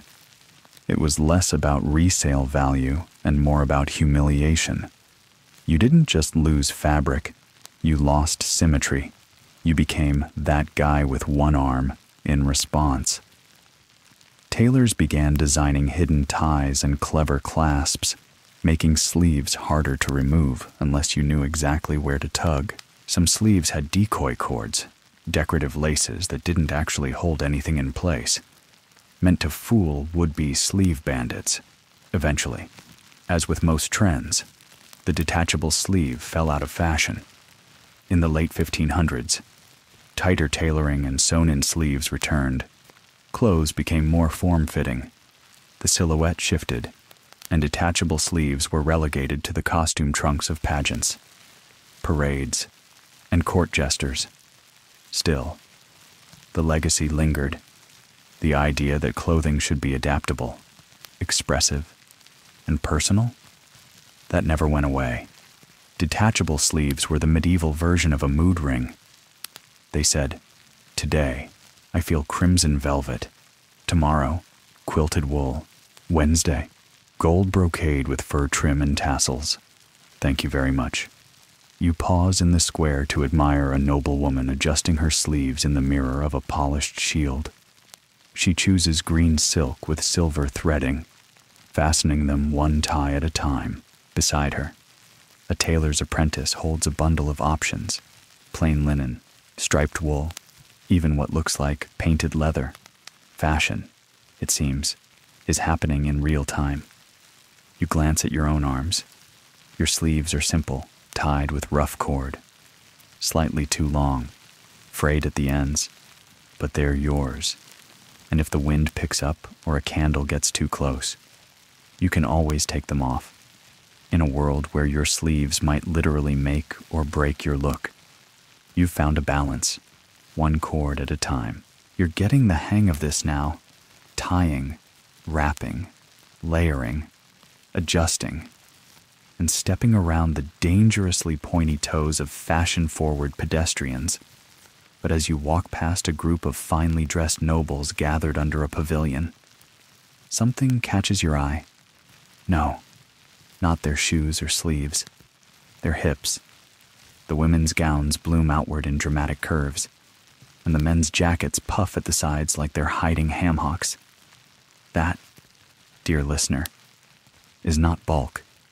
It's padding, and in the grand spectacle of medieval fashion, padding was a silent but powerful illusion, one that shaped bodies, distorted silhouettes, and whispered not-so-subtle lies about health, fertility, and social status. Let's start with women. In many periods of the Middle Ages, especially the later 14th and 15th centuries, curves were currency: a high, full bust, rounded hips, sloped shoulders. This was the ideal medieval body, seen in tapestries, illuminated manuscripts, and effigies on tombs. The church might have preached humility, but secular art adored volume, and so did society. Of course, not every body was naturally shaped like a soft bell, and so tailors stepped in. Enter the bust improver, a padded insert worn under the gown, often made from wool, horsehair, or even moss. These weren't bras, they were more like proto-cushions, strategically placed beneath the chemise to boost one's silhouette. Some were stitched directly into the lining of a gown. Others were removable.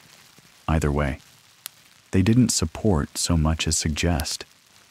Then came the hips. Some gowns featured built-in panels called hip rolls that extended the width of a woman's figure, giving her an exaggerated pear shape. These weren't just aesthetic, they were political. Wide hips signaled fertility, wealth because you weren't starving, and the leisure required to carry around extra fabric for no reason whatsoever. There's a fringe theory, still debated, that some noblewomen used inflatable bladders made from animal skin to puff up certain areas of the body. These would be tied under the gown and inflated with a reed. Whether this is true or a medieval joke gone too far is unclear, but imagining someone farting down a reed into their dress before a banquet is too delightful to ignore. Men, too, embraced the padding trend, particularly in the chest and shoulders. The masculine ideal was no longer wiry and sinewy. It was broad, upright, and powerfully built, even if only in appearance.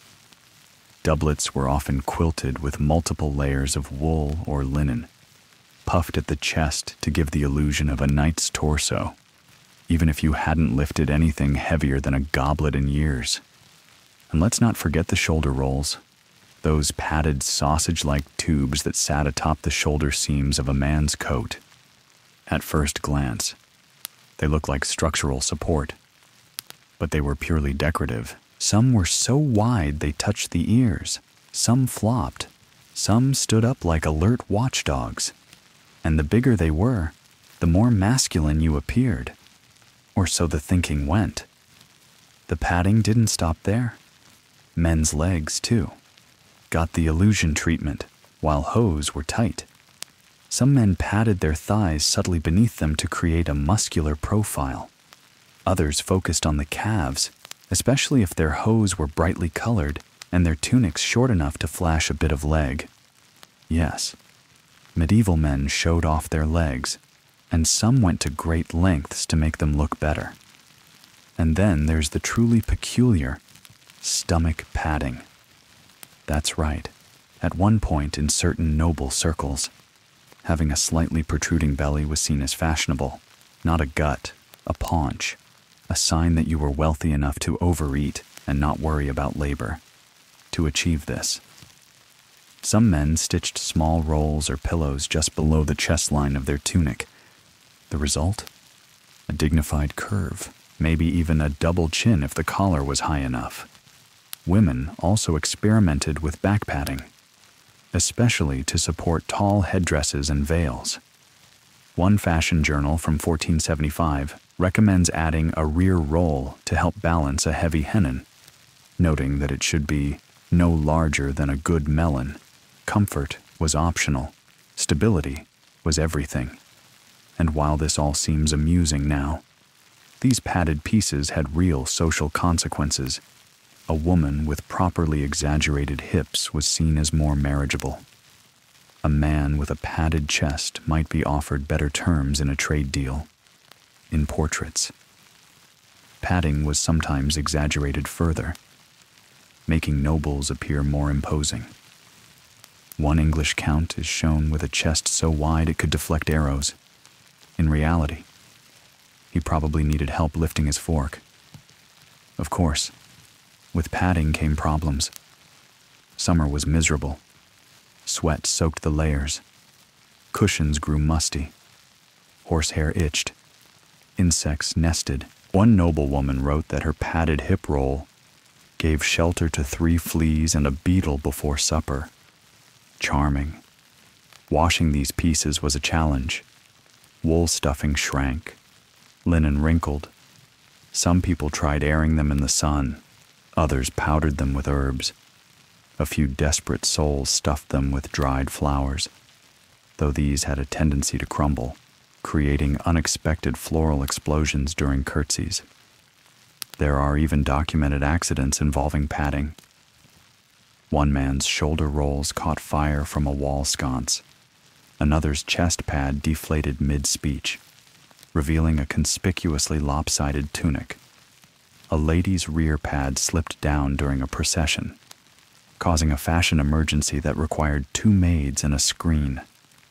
And yet, the trend persisted, because illusion, it turns out, is more powerful than comfort, and in a world where your clothes declared your value, a few itchy, sweaty lumps were a small price to pay for looking like you belonged at court. Eventually, the Renaissance brought changes. Tighter bodices, simpler silhouettes. But the idea of reshaping the body with fashion never left. It evolved into corsets, bustles, shoulder pads, and beyond.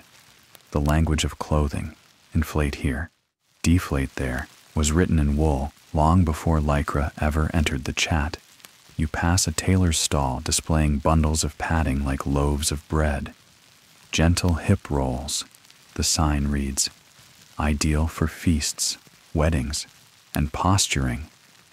A young man tugs at the chest of his doublet, trying to make it puff just a little more. A noblewoman sits carefully on a bench, adjusting her skirts to disguise the melon-sized bolster beneath. You smile. The truth, in medieval fashion, isn't in the body, it's in the stitch. And with every pad, roll, and puff, people weren't just dressing up. They were becoming their roles. You're waist-deep in puffed sleeves and padded hips now, navigating a world where illusion is stitched into every seam. But as the evening bells toll and the nobles disappear into their feasting halls, you catch sight of a figure sweeping across the square, a woman wrapped in layer upon layer of fabric, her head tilted ever so slightly to balance a towering hennin. The wind catches her veil, revealing a structure that looks like an upside-down ice cream cone strapped to her skull. You're witnessing one of medieval fashion's most glorious absurdities: headwear. Let's be honest, no outfit from this era is truly complete without something weird happening above the eyebrows. The medieval head wasn't just a place for hats. It was a fashion battleground of status, religion, modesty, and ambition, all perched precariously on the human skull. Let's start with the ladies. The hennin, that iconic cone-shaped headdress associated with fairy tale princesses, was real, and it was massive, originating in Burgundy in the 15th century. It could stand over 2 feet tall, worn tilted slightly backward, and often paired with a sheer veil flowing from the tip like a bridal pennant. The base of the hennin was stiffened with wire or whalebone, wrapped in silk or velvet, and anchored to the head with padded bands or a hairnet. Walking with one of these required perfect posture. Dancing with one? Brave? Ducking through doorways? Impossible. There's even an account of a noblewoman getting hers stuck in a doorway arch, causing a traffic jam of equally behennoned courtiers behind her. Graceful. Some hennins were truncated, that is, flat at the top instead of pointed. Why? Fashion. Some women thought the flat-topped version looked more elegant. Others believed it made them appear taller without actually risking decapitation by chandeliers. But the hennin was just one flavor in the banquet of headwear. Women also wore escaffions, bourrelets, and crespines, each more peculiar than the last. The escaffion was shaped like a pair of upside-down horns. No, really. It looked like someone tried to balance 2 large croissants on either side of their head. It was padded, embroidered, and often adorned with pearls. Some scholars argue it was inspired by crescent moons. Others suggest it was just a flex. Look what I can carry without using my hands. Then there was the bourrelet, a padded roll that encircled the head like a medieval headband on steroids. It made the face look smaller and the head larger, which, for some reason, people loved, paired with veils or netting. It could resemble a tiny, elegant tire balanced on your forehead. Hair was usually tucked away, especially for married women. Loose hair, though beautiful in artwork, was rarely shown in public after adolescence.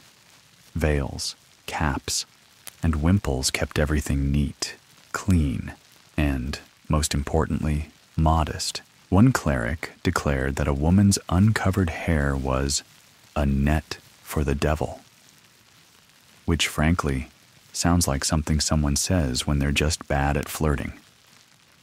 Wimples deserve their own moment. These were linen cloths that wrapped around the neck and chin, often worn with a veil or under a hood. At their most basic, they covered the throat like a scarf.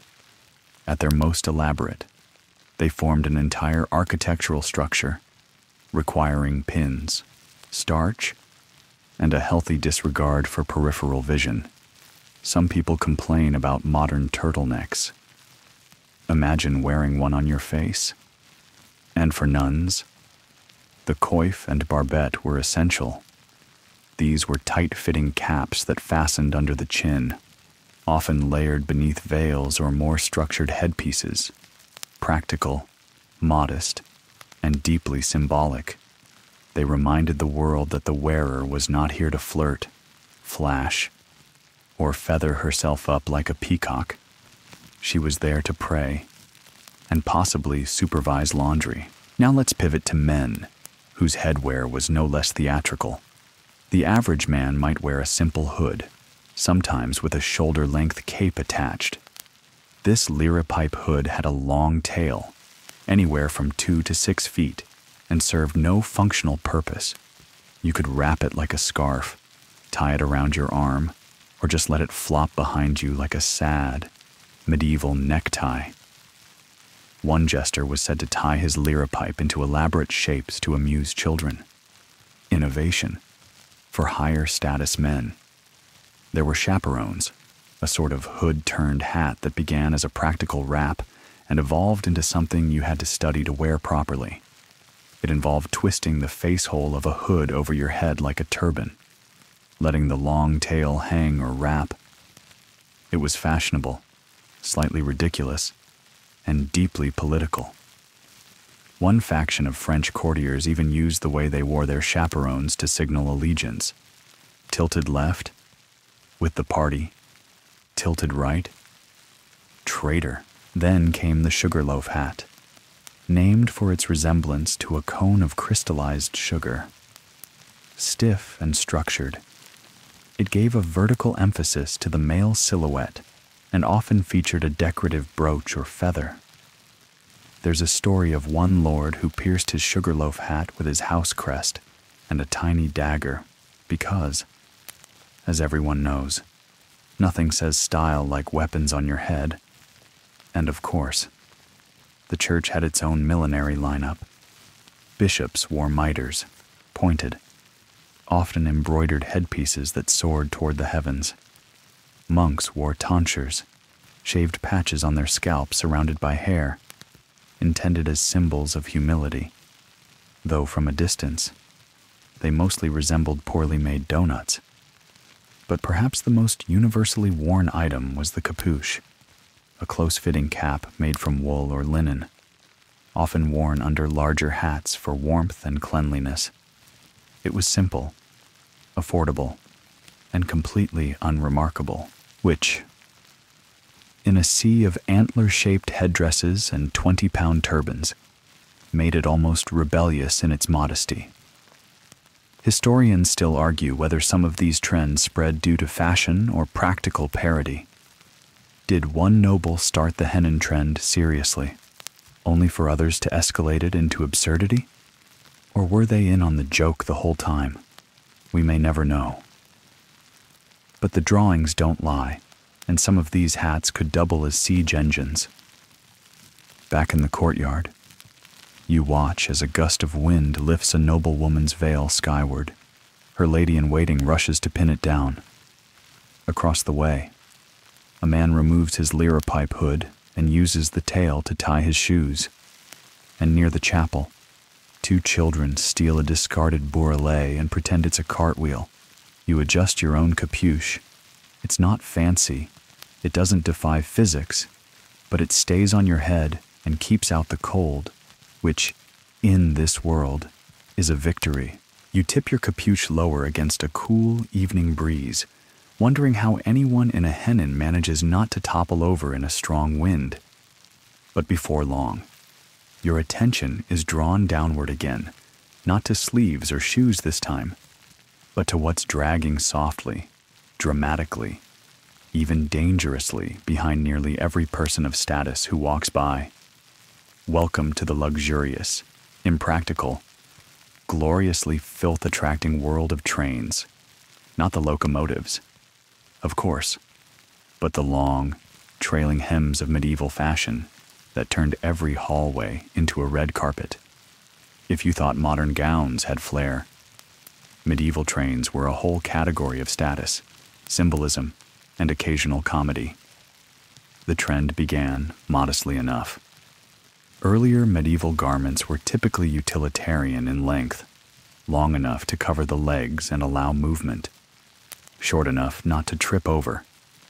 But by the 13th and especially 14th centuries, excess fabric became a fashion flex. The longer your train, the more fabric you owned, and fabric wasn't cheap, so dragging a whole bolt of it behind you was basically shouting, "Look what I can afford to ruin." Women's gowns, particularly for the noble and the royal, began to feature increasingly elaborate trains. A simple trailing hem might extend just a few inches behind the heel, but a truly decadent train could trail several feet, requiring attendants to carry it during processions. These servants, often children or younger ladies in waiting, would lift and guide the train like pages holding the tails of migrating butterflies. And these weren't just long, they were heavy. Trains were frequently lined with expensive materials, fur, brocade, even jewels sewn into the hem for sparkle and weight. A French duchess once commissioned a gown with a train that included 23 different fabrics, each from a different region of her territory.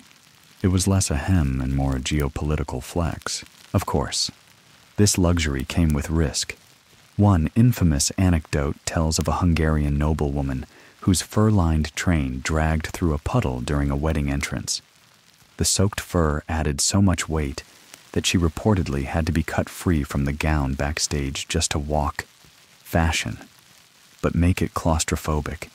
Men, too, got in on the train trend, though in slightly different ways, while day-to-day garments were usually more practical. Ceremonial robes, especially for knights, kings, and clergy, often had impressive back flares. The tabard, for instance, a kind of surcoat worn over armor, could feature exaggerated hems that trailed behind like a military parade. Royal mantles sometimes extended 6 feet or more, requiring multiple bearers. But nothing topped the coronation train. Monarchs throughout Europe commissioned velvet or satin trains so long they had to be carried by entire squads of attendants. These weren't just accessories, they were metaphors. The longer the train, the grander the power. The English king Henry VI reportedly had a 28-foot train for his coronation. One chronicler described it as a tide of cloth rippling as he walked. Understatement. Now, there's one big problem with trains: dirt. Medieval towns weren't exactly known for their cleanliness. Streets were lined with mud, waste, and the occasional mystery puddle best left uninvestigated. So dragging your status symbol along the ground was an act of pure social separation. If your train was getting ruined, it meant you weren't doing anything remotely dirty, or even walking that far. You had servants to carry it, launder it, replace it, and yes, laundering a train was a task. Some gowns were designed with removable hems, like modern pant cuffs, so the dirtiest part could be swapped out or replaced. Others used undertrains, sacrificial layers meant to be dirtied while the decorative one rode safely above. The true fashion elite even carried train lifts, ribbons or loops sewn inside the skirt that could be discreetly hooked over the arm to raise the hem when stepping outside. Historians still argue whether trains were purely ceremonial or had deeper symbolic meanings. Some say they represented the weight of responsibility.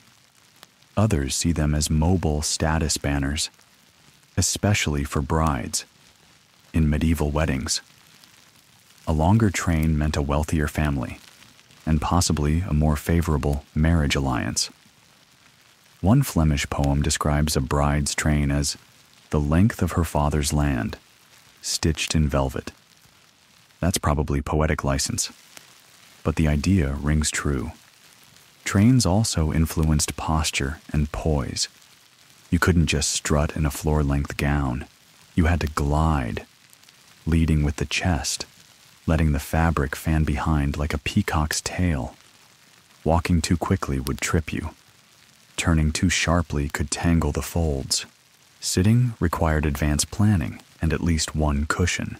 A dramatic entrance? 5 seconds of visual glory followed by 15 minutes of trying not to back over a candle. And yet, they were everywhere. Nobles wore them to court. Brides wore them to churches. Some funerary garments were made with permanent trains, meant to trail behind the coffin as a final show of elegance. Even religious robes sometimes featured elongated hems, especially for bishops and abbots, meant to show spiritual grandeur. God, apparently, liked velvet. But trains weren't just limited to the wealthy. Over time, the aspirational train became a thing. Wealthier merchants' wives would add modest trailing panels to their best gowns. These were often detachable, so they could be removed for housework and slapped back on for social events. Tailors began offering false trains, which looked full from behind but were stitched to a shorter base gown. Think business in the front, gala in the back. Eventually, though, Practicality crept in. By the late 16th century, hemlines began to rise. Skirts grew fuller but shorter. Trains were reserved for special occasions. And though they never disappeared entirely, bridal gowns say hi. They shifted from everyday status marker to ritual costume. Still, even now, the long trailing hem remains a shorthand for elegance. Think red carpets, catwalks, royal weddings. Somewhere deep in our fashion memory, that medieval drama lingers. Back in the square, the wind rustles a noblewoman's velvet train as she pauses atop the church steps. Two attendants adjust it behind her like stagehands resetting the scenery. She nods once, glides forward, and disappears inside. The fabric pools like a shadow.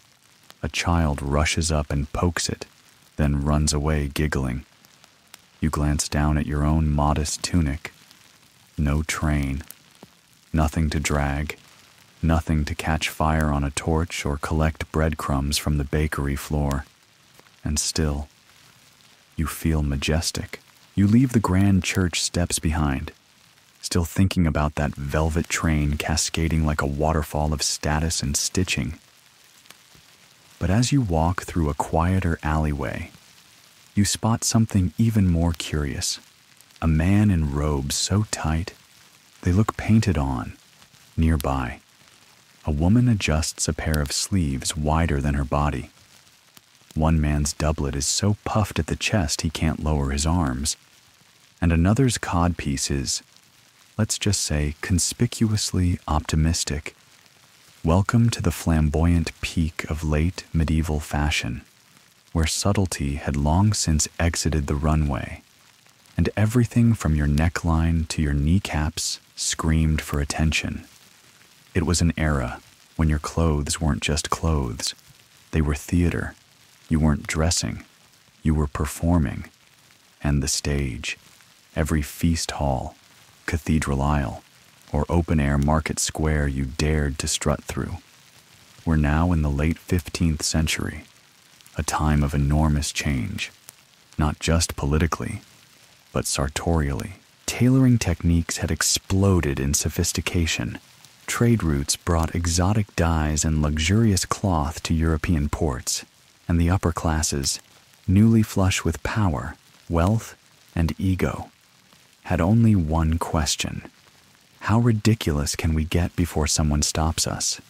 Let's begin with men's fashion, because the late medieval gentleman was in full peacock mode. The doublet, once a fairly practical torso-covering garment, had now become a painted-on, padded, and tightly laced confection of masculinity, cut to hug the body. It often featured a deep front opening filled with a decorative stomacher or panel. The chest was padded into an exaggerated wedge, projecting strength, virility, and possibly the need for assistance getting through doors.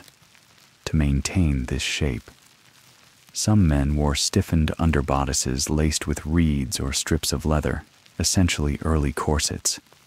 These created a narrow waistline and forced a proud, puffed-up posture. Walking in one was a careful, chest-forward affair. Sitting in one? A minor engineering challenge. But let's be honest. All of this careful torso work was just a setup for the real showstopper. The codpiece. Ah yes, the codpiece. Originally a practical flap of cloth meant to bridge the open space between two separate hose legs. It had now become the focal point of a man's lower wardrobe. Padded, stuffed, embroidered, sometimes even metal-plated. It transformed from functional modesty to unmissable statement. Some codpieces were shaped into cups, others into cones. Many were absurdly exaggerated. One German nobleman reportedly stored scented herbs in his codpiece to keep the humors in balance, he claimed. Historians still argue whether this was a display of fertility, intimidation, or just a very literal case of fashion one-upmanship. One thing is clear. The codpiece gave medieval masculinity a physical form you couldn't ignore, and when combined with brightly colored hose, often in contrasting colors on each leg, the result was pure visual chaos. Imagine a highlighter-clad court jester crossed with a strutting turkey. Women, not to be outdone, embraced their own version of theatrical fashion. The Burgundian gown reached its stylistic apex in this period. These gowns featured deeply plunging necklines, tight bodices, and full, floor-sweeping skirts supported by multiple layers of petticoats. The sleeves were either tightly fitted with buttons up to the elbow or split wide open, trailing behind in fluttering panels of lined silk. Necklines became an art form. The Burgundian 5e neckline dipped so low that it revealed the top of the shoulders, framed the chest, and invited elaborate jewelry to decorate the hollow of the neck. Modesty panels, made from sheer fabric or netting, called partlets, were sometimes inserted for appearances, but often left transparent to flirt with decorum. And then came the fabrics. Oh, the fabrics. Rich velvets, shimmering brocades, stiff damasks. Every material spoke of importation, cost, and conspicuous taste. Black was especially prized for its difficulty to dye evenly, and thus became the elite's new favorite. A black gown? The ultimate power move, to further draw attention to themselves. Both men and women embraced the growing trend of slashing. This wasn't damage, it was design. Garments were cut with narrow slits to reveal a contrasting fabric layer underneath. The more slashes, the better. The longer the decorative ribbon of silk visible beneath your sleeve, the richer you clearly were. There's even a record of a Bavarian noblewoman requesting 87 slashes in her gown, one for each of her father's hunting dogs. No idea how that worked logistically, but you've got to respect the commitment to theme. Fashion also became increasingly theatrical in color blocking. Men might wear hose with one leg red, the other green. Women might alternate fabric panels on their gowns like a checkerboard. Symmetry was old news, contrast, asymmetry, and excess were the hot ticket. Of course. All of this drew official attention. Sumptuary laws, rules regulating what people could wear based on their social class, came crashing down harder than ever. In some cities, laws prohibited non-nobles from wearing velvet, fur, or imported silk. But tailors got creative. They'd line garments with luxurious fabrics instead of placing them on the outside. Hidden decadence, smug satisfaction. Eventually, some cities just gave up enforcing these rules. In others, wealthy merchants simply paid fines as a cost of fashion. Yes, I know I'm not supposed to wear silver brocade, they'd say. Here's the penalty. Now pass the wine. You walk through the tailor's quarter now, surrounded by bolts of color and sound. Apprentices hold up slashed sleeves for inspection. Courtiers pose like statues while their codpieces are pinned into place. A woman debates whether her neckline should plunge just below the collarbone or all the way to her waist. Her companion suggests the latter. She agrees. Next to a fountain, a tailor scribbles an order for a gown with slashed sleeves, padded shoulders, contrasting stomach panel, and gold thread edging. He charges extra for the thread. His client doesn't blink. You glance down at your own tunic. It's modest, laced at the neck, hemmed with wool. No slashes, no puffed shoulders, no frontal padding of any kind. But it's clean, sturdy, comfortable enough to walk and breathe in. And frankly, that's becoming a rarity, because in the theater of late medieval fashion, comfort is an afterthought. You dress to impress, to compete, to declare who you are before you even say a word. And if that means stitching a dozen slits into your sleeve, stuffing herbs into your codpiece, and fainting from heat under 6 layers of brocade, well then, so be it. You are fashion, and fashion waits for no one. You pause at a corner stall where a tailor displays a dazzling spread of buttons, fur trims, embroidered cuffs, and tassels. But your eyes drift upward again, not to the feathers in hats or the tower-like hennons, but to the glinting chains draped across shoulders, the intricate brooches catching the sunlight, the polished rings on every finger, and the noise of metal softly chiming with every movement. That's right. It's time to talk about accessories, those glorious little extras that turned medieval outfits from simply expensive to absolutely outrageous.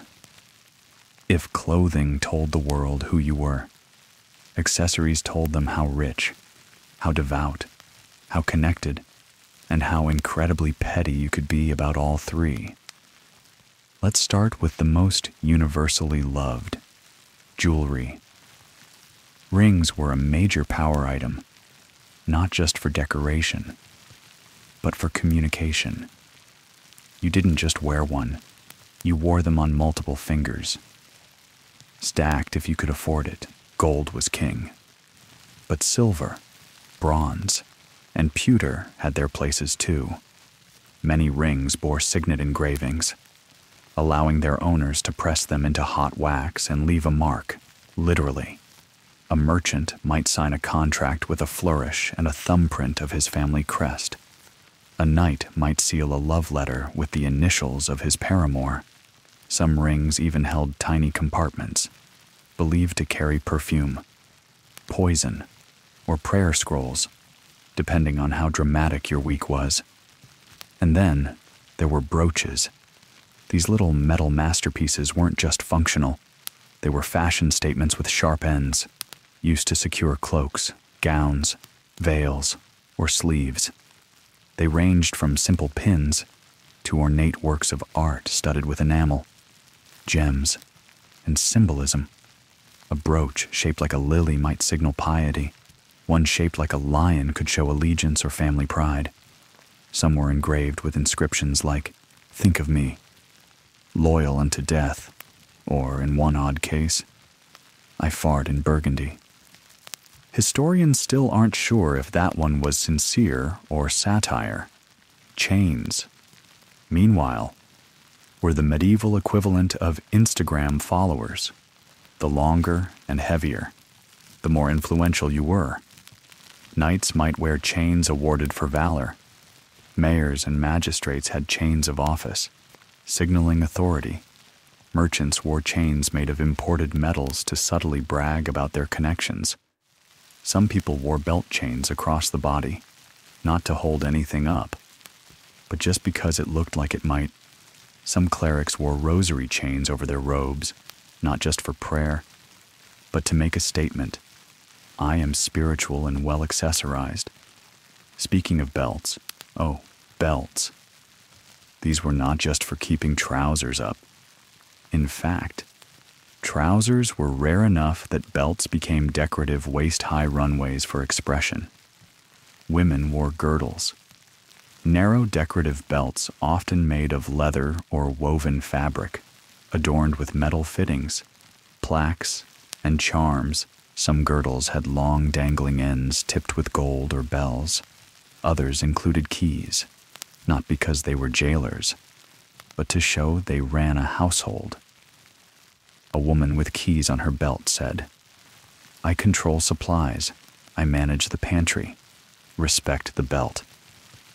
There's even an ongoing scholarly debate over book-shaped belt charms worn by educated noblewomen. Were they mini Bibles, poetry, just empty boxes to look clever? Historians still argue. One theory suggests they held pressed flowers or relics. Another insists they were symbolic, a gesture toward learning without needing to haul around an actual manuscript. But let's not forget the ultimate medieval flex: purses. Small leather bags hung from belts, often decorated with embroidery, tassels, or metal clasps in a world without pockets. These were essential. You carried coins, combs, keys, maybe a snack or two. There are even records of love tokens, like miniature dice, carved hearts, or ribbon rings tucked into purses for safekeeping. And because pickpocketing was a thing even then, some purses had fake flaps to confuse thieves. Deception, but make it stylish. Now glance up again. Earrings, right? Actually, not so much. While Roman and Byzantine traditions had favored earrings, most medieval European fashions kept ears covered, especially for women. Veils, wimples, and hair coverings made ear accessories impractical. Necklaces, however, were a whole different story. From prayer beads to pendants shaped like relics, the neck was a hotspot for devotion and decoration. Nobles wore gem-encrusted collars, sometimes several inches wide, like metal bibs of status. There's a record of a duchess whose collar featured 13 rubies, one for each province her husband governed. Modest? No. Memorable? Absolutely. And of course, accessories weren't just worn. They were carried. Fans, gloves, hand mirrors, pomanders, scented balls filled with herbs or perfumes, and even decorative knives were part of the medieval accessory ecosystem. A knife with a carved handle might double as a toothpick. A glove perfumed with rose oil might be a secret token from a lover. A mirror trimmed with mother-of-pearl wasn't just for touch-ups. It was a reminder of your reflection's supposed connection to the soul. For the especially flashy, falcons became fashion accessories. Yes, birds. A nobleman might walk through the courtyard with a hooded falcon perched on a gloved hand, not because he was going hunting, but because he could. Falconry was a high-status pursuit, and showing off your bird said, "I've got land, leisure, and leather cuffs to spare." Fashion wasn't limited to humans, either. Dogs had jeweled collars, horses wore embroidered barding. Even children of nobles had miniature versions of adult accessories, including brooches, girdles, and purse charms. Start them young. They said, "Let the infant shine." But accessories weren't always joyful. Some signaled grief. Mourning jewelry, often made from jet or black enamel, conveyed loss. Others carried prayers, pilgrim badges collected from sacred sites, pinned proudly to hats or belts, declaring both piety and adventure. These weren't gold, but tin or lead. Their value wasn't in wealth, but in what they represented. As you pass through a merchant's alley, you see a stall filled with trinkets, heart-shaped brooches, slender girdle chains, rosary beads glinting in the sun. A child tugs at her mother's belt, asking for a purse with red stitching. Nearby, a young man tries on a cloak pin shaped like a roaring lion. It's a little too large for his shoulder. He buys it anyway. You glance at your own belt. It's simple leather. A pouch hangs on one side, a brass key on the other. Nothing flashy, but you know what's inside. A coin, a scrap of ribbon, a smooth stone you found near the river that felt lucky somehow. In a world stitched with spectacle, sometimes the smallest charm carries the greatest weight. You pass a stone bridge buzzing with merchants and nobles alike, each trailed by their whispers of brocade, their jingling charms, their quietly clinking chains of office. But now your eye lands on something more functional. Well, at least it pretends to be. It's a man's cloak, billowing dramatically behind him like he's walking through wind that doesn't exist. Another man flings one edge of his mantle over his shoulder like a heroic statue, and a woman with lace cuffs gently fastens a cloak trimmed with fur. even though it's not cold. This is medieval outerwear, not just for warmth, but for theatrics. Cloaks, capes, mantles, and surcoats weren't just for weather. They were statements, shields, curtains, and stage props all sewn into one garment. Let's begin with the cloak, the most universal item of outerwear in medieval Europe. Simple in concept, a rectangle or semicircle of cloth fastened at the shoulder or neck, but infinitely variable in execution. A peasant might wear a rough wool cloak dyed brown or undyed altogether, fastened with a simple pin or just a knotted cord. But for a noble, cloaks were a blank canvas for flamboyance. A knight's cloak could be lined with fur, dyed a bold color, and embroidered with his coat of arms. It fluttered behind him as he rode, flared open when he bowed, and pooled on the ground like spilled velvet during ceremonies. Some were so long they needed attendants. One duke's ceremonial cloak, according to court records, was trimmed in peacock feathers and extended 3 yards beyond his heels. Cloaks had multiple personalities. 2. Some were hooded, others had lapels, decorative collars, or interior linings designed to peek out as the wearer moved. And then there were the clasp styles, from hidden hooks to elaborate brooches shaped like falcons, crosses, or entire miniature hunts. And speaking of ceremonial, you couldn't swing a ribbon without hitting someone in a mantle. These were the formal, floor-length cloaks worn by royalty, judges, and high-ranking clergy. A mantle said, "Don't talk to me unless your family owns land or Latin." They were worn for coronations, court functions, and oaths. They usually included ermine linings, gold thread embroidery, and sometimes literal crowns stitched into the fabric. Yes, your cloak could wear a crown even if you hadn't earned yours yet. Historians still debate the origin of the closed mantle, a style stitched at the front with no openings and worn over the shoulders like a holy garment. Some say it derived from early Christian priestly garments. Others suggest it was simply a practical evolution, if your cloak is for looking important. Why bother letting your arms out? Then there's the surcoat. Technically not outerwear, but a layer worn over a tunic or gown. Men and women both wore them. A knight's surcoat might cover armor, displaying heraldry. A woman's might be open-sided, with a bodice-like front and back connected by narrow shoulder bands, what fashion historians now call the sideless surcoat, or, less kindly, the windows-to-the-waist gown, flattering, scandalous, and popular with court ladies. One chronicler described a royal court where the ladies' garments showed more of the hip than the hem. Modesty panels were sometimes added, but everyone still noticed. Then came the gown-coat hybrids. These were garments like the gown with fur tippets, sleevelets that hung like floppy rabbit ears from the elbow, or the gown with buttoned sidings, which could flare open like a flower. These were particularly popular in the late 14th and 15th centuries, when outerwear was expected to make an entrance of its own. And the colors. Outerwear was often where the wealthiest flexed their most expensive dyes.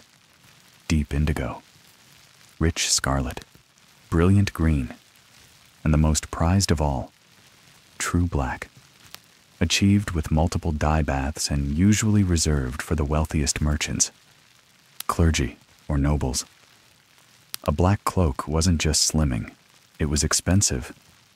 Outerwear also spoke volumes in how it was worn. A loosely slung cloak, one side flipped back to reveal the lining. Fashionable, both sides pulled forward and pinned shut under the chin. Devout, draped over one shoulder with no fastening at all. Either casual or showing off your new shirt. Interpretations varied. And then there were the accessories to the accessories. Cloaks might be trimmed in ermine, squirrel, or fox fur, depending on your budget and your tolerance for fleas. Some were lined with silk, but only on the part that showed. Cost-cutting was alive and well. Hoods might be padded, rolled, or decoratively lined with embroidery visible only when folded back just right. Interestingly, cloaks also played roles in chivalric rituals.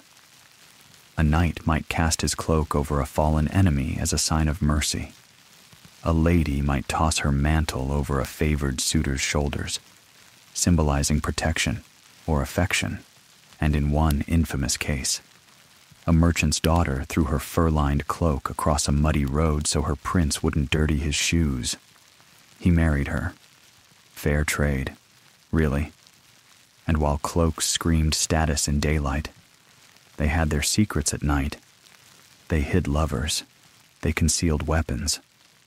They were used as pillows, blankets, and on one occasion, apparently as a picnic cloth during a countryside elopement. Not everyone could afford these flourishes, of course, but even peasants had working cloaks, shorter, sturdier, with hoods or shoulder flaps to keep rain off. These often doubled as bedding or windbreaks, and were handed down until they became more patch than cloth. One law from a small English village banned the use of stolen cloaks as tent roofs, which tells you someone had tried it. As you stroll past the tailor's guild hall, you see an apprentice brushing down a long purple cloak with a stiff bristled broom. Nearby, a merchant tries to decide between red-dyed linen and forest green wool for his winter wrap. A young woman fingers a silver cloak clasp shaped like a swan. She doesn't buy it. Yet. And you? You tug your own cloak tighter. It's simple. Dark brown, and slightly frayed at the hem. But the weight of it is familiar. The swing of it comforting. You understand now why people loved these capes, not just for fashion, but for what they made you feel. Dramatic, composed, a little mysterious, ready to face wind, whispers, or whatever noble just flounced past you with 3 feet of embroidered arrogance trailing behind them, and as you walk on, your cloak whispers behind you, not bad for second-hand. You wander deeper into the weaving district, past dye vats steaming like cauldrons and shutters clacking in the breeze. The air smells like damp wool and crushed herbs, but it's not the cloaks, gowns, or jewels that stop you this time. It's something more invisible, yet oddly powerful. The rules. Not fashion rules, per se, but the actual laws that determined who could wear what. You're entering the world of sumptuary laws, where fashion meets government, and your outfit might just land you in trouble. Let's get this out of the way.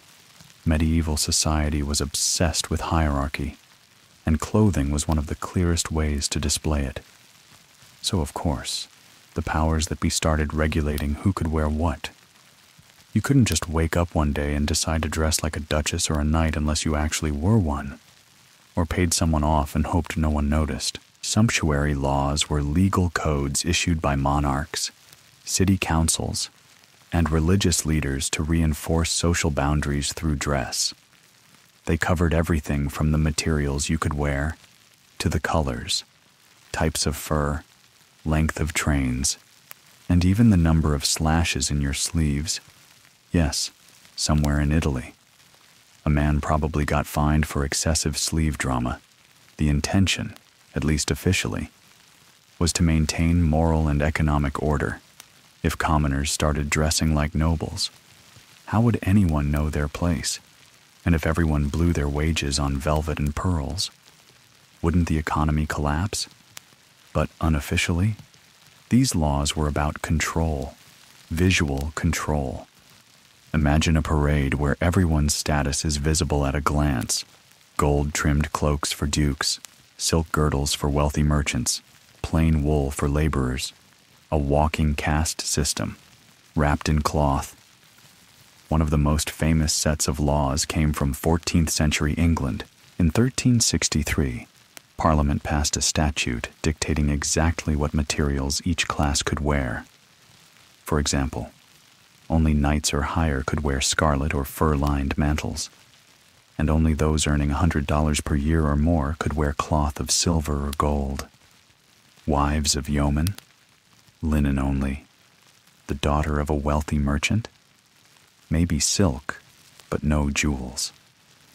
Tailors were expected to enforce these standards and could be fined for dressing someone above their station. But here's where it gets hilarious. No one listened. People found loopholes. They bribed inspectors. They used forbidden linings on the inside of garments where no one could see. Some merchants simply paid the fine in advance. Yes, I know I can't wear velvet.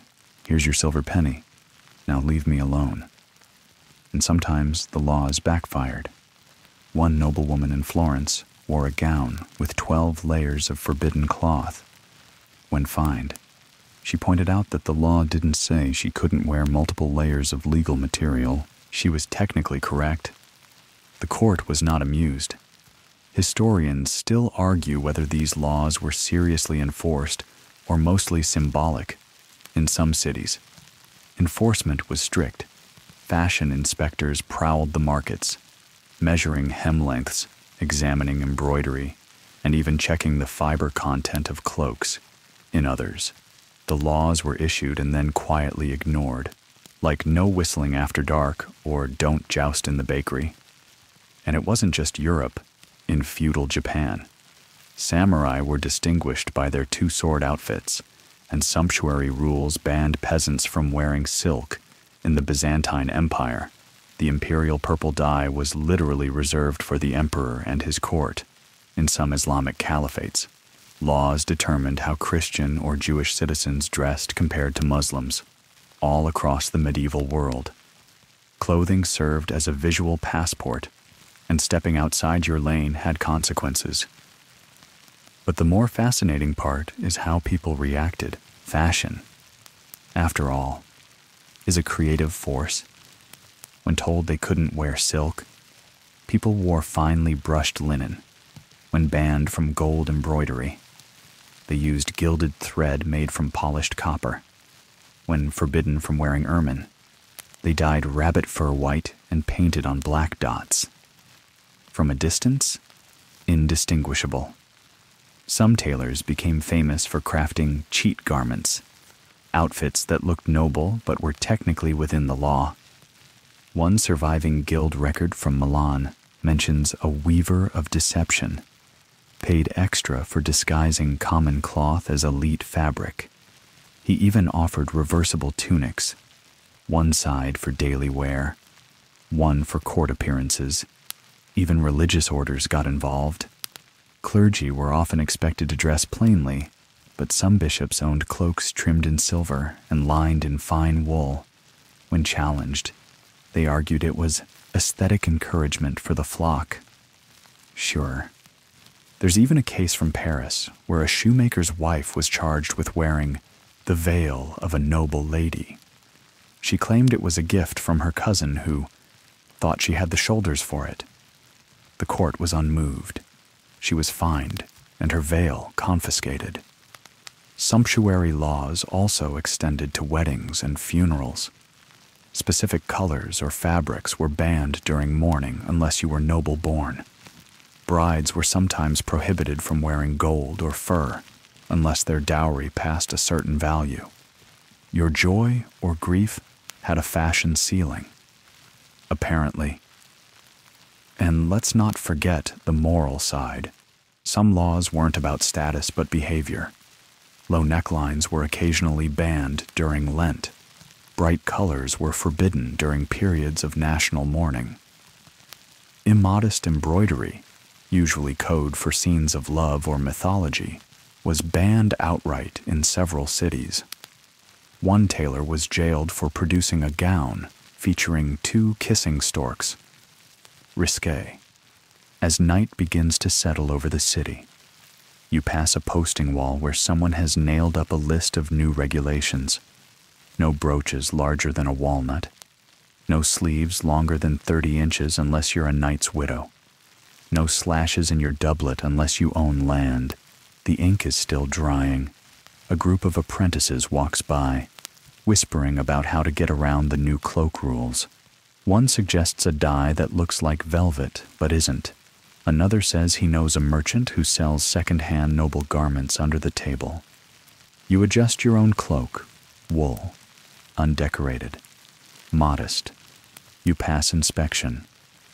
But you've seen enough now to know the real game isn't just in what you wear. It's in what you can get away with. The city is quieter now. The sun has dipped low, gilding the stone walls in amber, and the streets echo with the fading chatter of merchants closing stalls and nobles retreating indoors. But not everyone is done for the day. Down a shadowy lane, a narrow door creaks open, and a flicker of lamplight spills out, revealing a small shop with bolts of fabric stacked like treasure. Inside, 3 women hunch over a long workbench, needles flashing. Welcome to the unsung heroes of medieval fashion, the tailors, seamstresses, and garment workers who stitched, padded, laced, and hemmed every ridiculous, extravagant, and socially dangerous piece of clothing you've seen. Behind every puffed sleeve and 20-foot train was a team of people sewing in silence, half blind from candlelight, trying to make someone else look more powerful. Let's start with the most powerful player in the fashion game, the tailor, usually male, often guild-affiliated, and incredibly skilled. The tailor was more than just someone who cut fabric.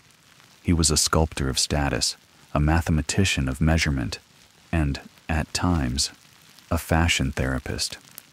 I want to look taller, make my shoulders broader, hide my 4th chin. The tailor had to oblige. Tailoring was an art that required more than just cutting and sewing. These garments weren't pre-measured or mass-produced. They were made to fit each client's body, and sometimes, their egos. A noblewoman might demand that her surcoat be tighter than breathing allows, or a courtier might insist that his sleeves flutter just so when he waved. And these tailors didn't work alone. Enter the seamstresses, often women, sometimes wives or daughters of the tailor, sometimes working independently in their own right. They did the finishing work, hemming, lining, embellishing, and adding that last touch of embroidery or trim that elevated a garment from wearable to envy-inducing. Some worked out of homes, others in shops, and many did piecework, sleeves for one gown, embroidery for another, a rushed hemline repair for a late-night banquet disaster. Their tools were humble but effective: bone needles, linen thread, beeswax for smooth gliding, and occasionally metal scissors. If they were lucky, pins were precious and often reused until blunt. Tailoring chalk? Sometimes just crumbled brick dust or soapstone, used to mark the cloth. One open scholarly debate surrounds whether certain gowns, particularly the wildly extravagant ones seen in portraits, were made in sections to be modular. Historians speculate that sleeves, bodices, and skirts were sometimes detachable to allow for easier cleaning, repairs, and even fashion remixing. You could wear one gown in 5 ways depending on the day. Was this early medieval sustainability, or just clever tailoring? The jury's still out. Clothing production was rarely a solo act. There were dyers, whose hands were stained in shades of blue, red, or purple, working in noxious vats behind their homes. There were spinners, often peasant women, who twisted wool or flax into thread, and weavers, who sat at huge looms for hours, creating the cloth itself before it ever met scissors. If fashion was theater, these people were the stage crew, the lighting techs, and the set designers rolled into one. In bigger cities, guilds regulated who could do what, when, and for whom. Want to become a master tailor? First, apprentice for years, then become a journeyman. Then, when the guild decides you're worthy, submit a masterpiece, a literal test garment that proved your skill. Only then could you set up your own shop and charge premium rates. And even then, sumptuary laws might dictate what kinds of clothes you were allowed to make. Some tailors developed reputations that traveled across regions. A famous tailor from Paris was known for cutting doublets that made even the most barrel-chested merchant look knightly. A seamstress in Bruges had a 3-month wait list for her linen smocking, and a husband-wife team in Venice became so good at dye matching that rival tailors accused them of witchcraft. Not all tailors served the rich. Many worked for the growing middle classes, craftsmen, merchants, city officials, people who wanted to climb the social ladder stitch by stitch. A well-fitted coat could mean better treatment in court. A new surcoat might attract a wealthier marriage prospect. Fashion was currency, and tailors were the mint. And what about clothing repair? With most garments being expensive and slow to make, repair was a crucial part of the trade. Seamstresses learned to patch invisibly, to reline worn areas, to turn frayed cuffs inside out and restitch them to look new. Some tailors specialized in alterations, helping aging nobles squeeze into last year's style, or newly wealthy patrons update older pieces to reflect trendier cuts. There's even a record of a tailor who invented a reversible gown, a practical marvel with one color on each side. His clients could rotate their wardrobe without expanding it. He was praised, copied, and quietly hated by every cloth merchant in town. At the lower end of the market, clothing was passed down, reworked, and reimagined. A noblewoman's discarded sleeve might become the bodice of a merchant's wife's Sunday gown. That same gown might be shortened into a tunic for her daughter. And when even that was worn through, the fabric might line a cloak or serve as stuffing for shoulder rolls. Nothing was wasted. The life of a garment, much like the people who made it, was cyclical. You linger by the shop as the women inside continue their quiet labor. One adjusts the pleats on a new bodice. Another works a fine needle through a velvet hem. They barely glance up as a messenger bursts in with a new order. Rush gown for Lady Anselma. Needs more chest padding and silver trim. The youngest sighs and pulls a fresh bolt of cloth from under the bench. You take a final look at the shop. There are no gold-framed mirrors, no velvet chairs, just wood benches, a candle, and skilled hands. Yet from here, nobility is stitched into being. You tug at your sleeve. It's slightly uneven, but someone, somewhere, measured it, cut it, stitched it. That little imperfection is a whisper from another pair of hands, and that's the hidden truth of medieval fashion. Every thread has a fingerprint. You follow the winding stone path toward the abbey as evening deepens, and the last glow of daylight softens the silhouette of its towers. Somewhere inside, chants echo low and steady. But tonight, you're not here for prayer.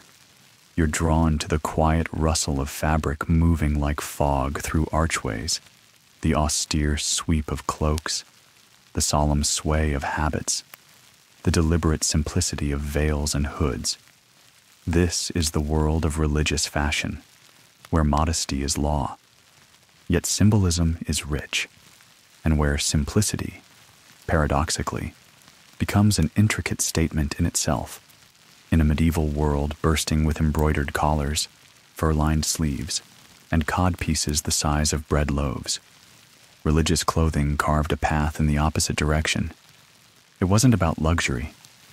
It was about limits. And those limits? Far more powerful than you might think. Start with the monks. You've seen noblemen wrapped in velvet and chain. But monks? They're wrapped in a message. Their core uniform was the habit, a loose, floor-length tunic, usually of wool, usually undyed, a scapular, a wide piece of cloth worn over the shoulders, lay on top.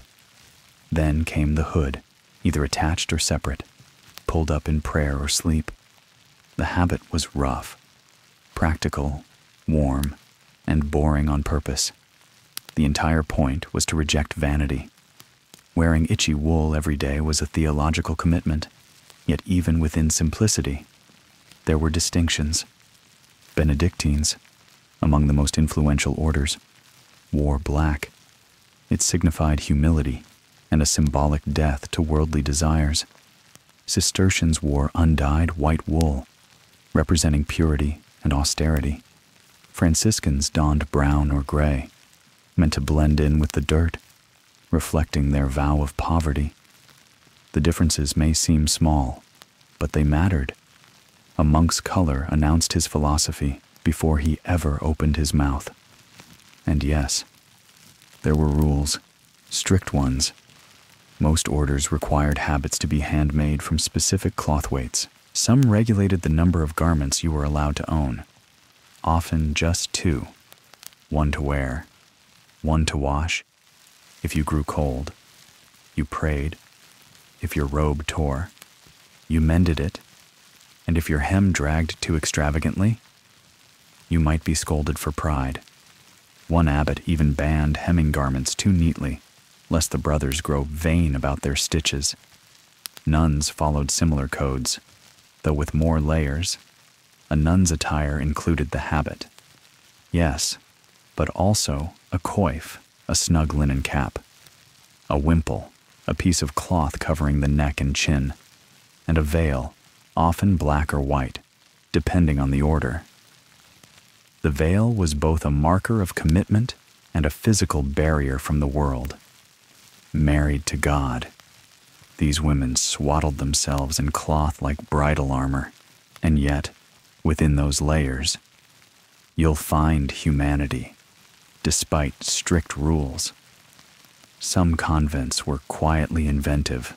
Historical records hint at tiny embroidery motifs added in secret, crosses stitched along hems, birds hidden inside sleeve linings, initials embroidered where no eye would see.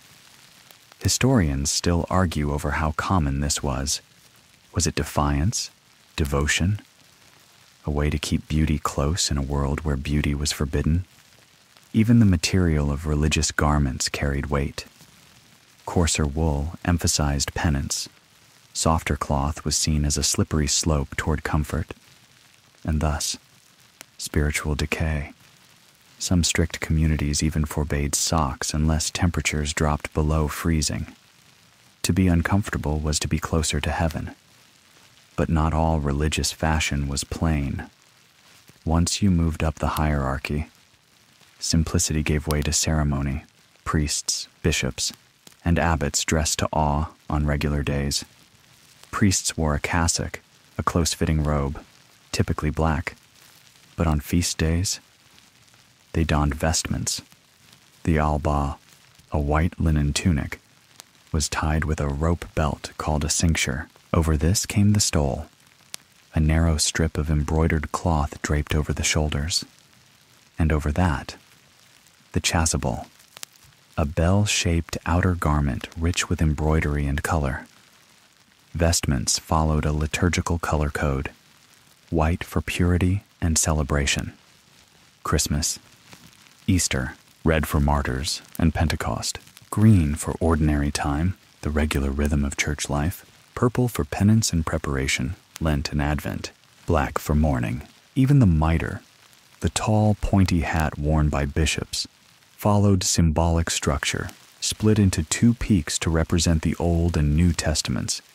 It was often adorned with jewels, gold thread, and symbolic images. A bishop's entrance wasn't just visual, it was practically operatic. There's an open scholarly debate about how much luxury was too much in these vestments. Some argue they inspired reverence, directing attention to divine mystery. Others say The church's obsession with gold and silk undercut its vows of humility. One satirical writer quipped that a bishop's robe could buy enough bread to feed a city for a week. He was excommunicated, and while clergy dazzled in public, the pilgrims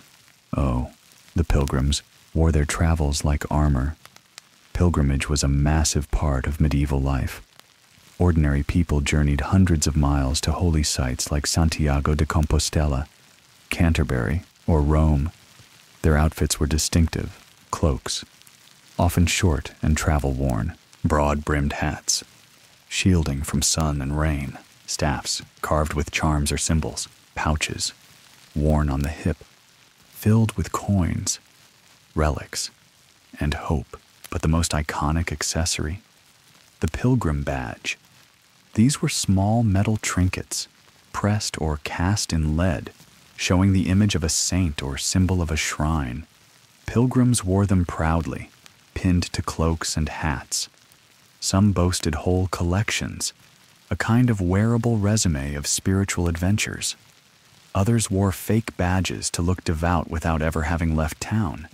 In fact, pilgrim fashion sparked something like a medieval streetwear craze. People not on pilgrimage began copying the look. In London, city leaders had to ban the wearing of certain badges by non-pilgrims. It didn't help.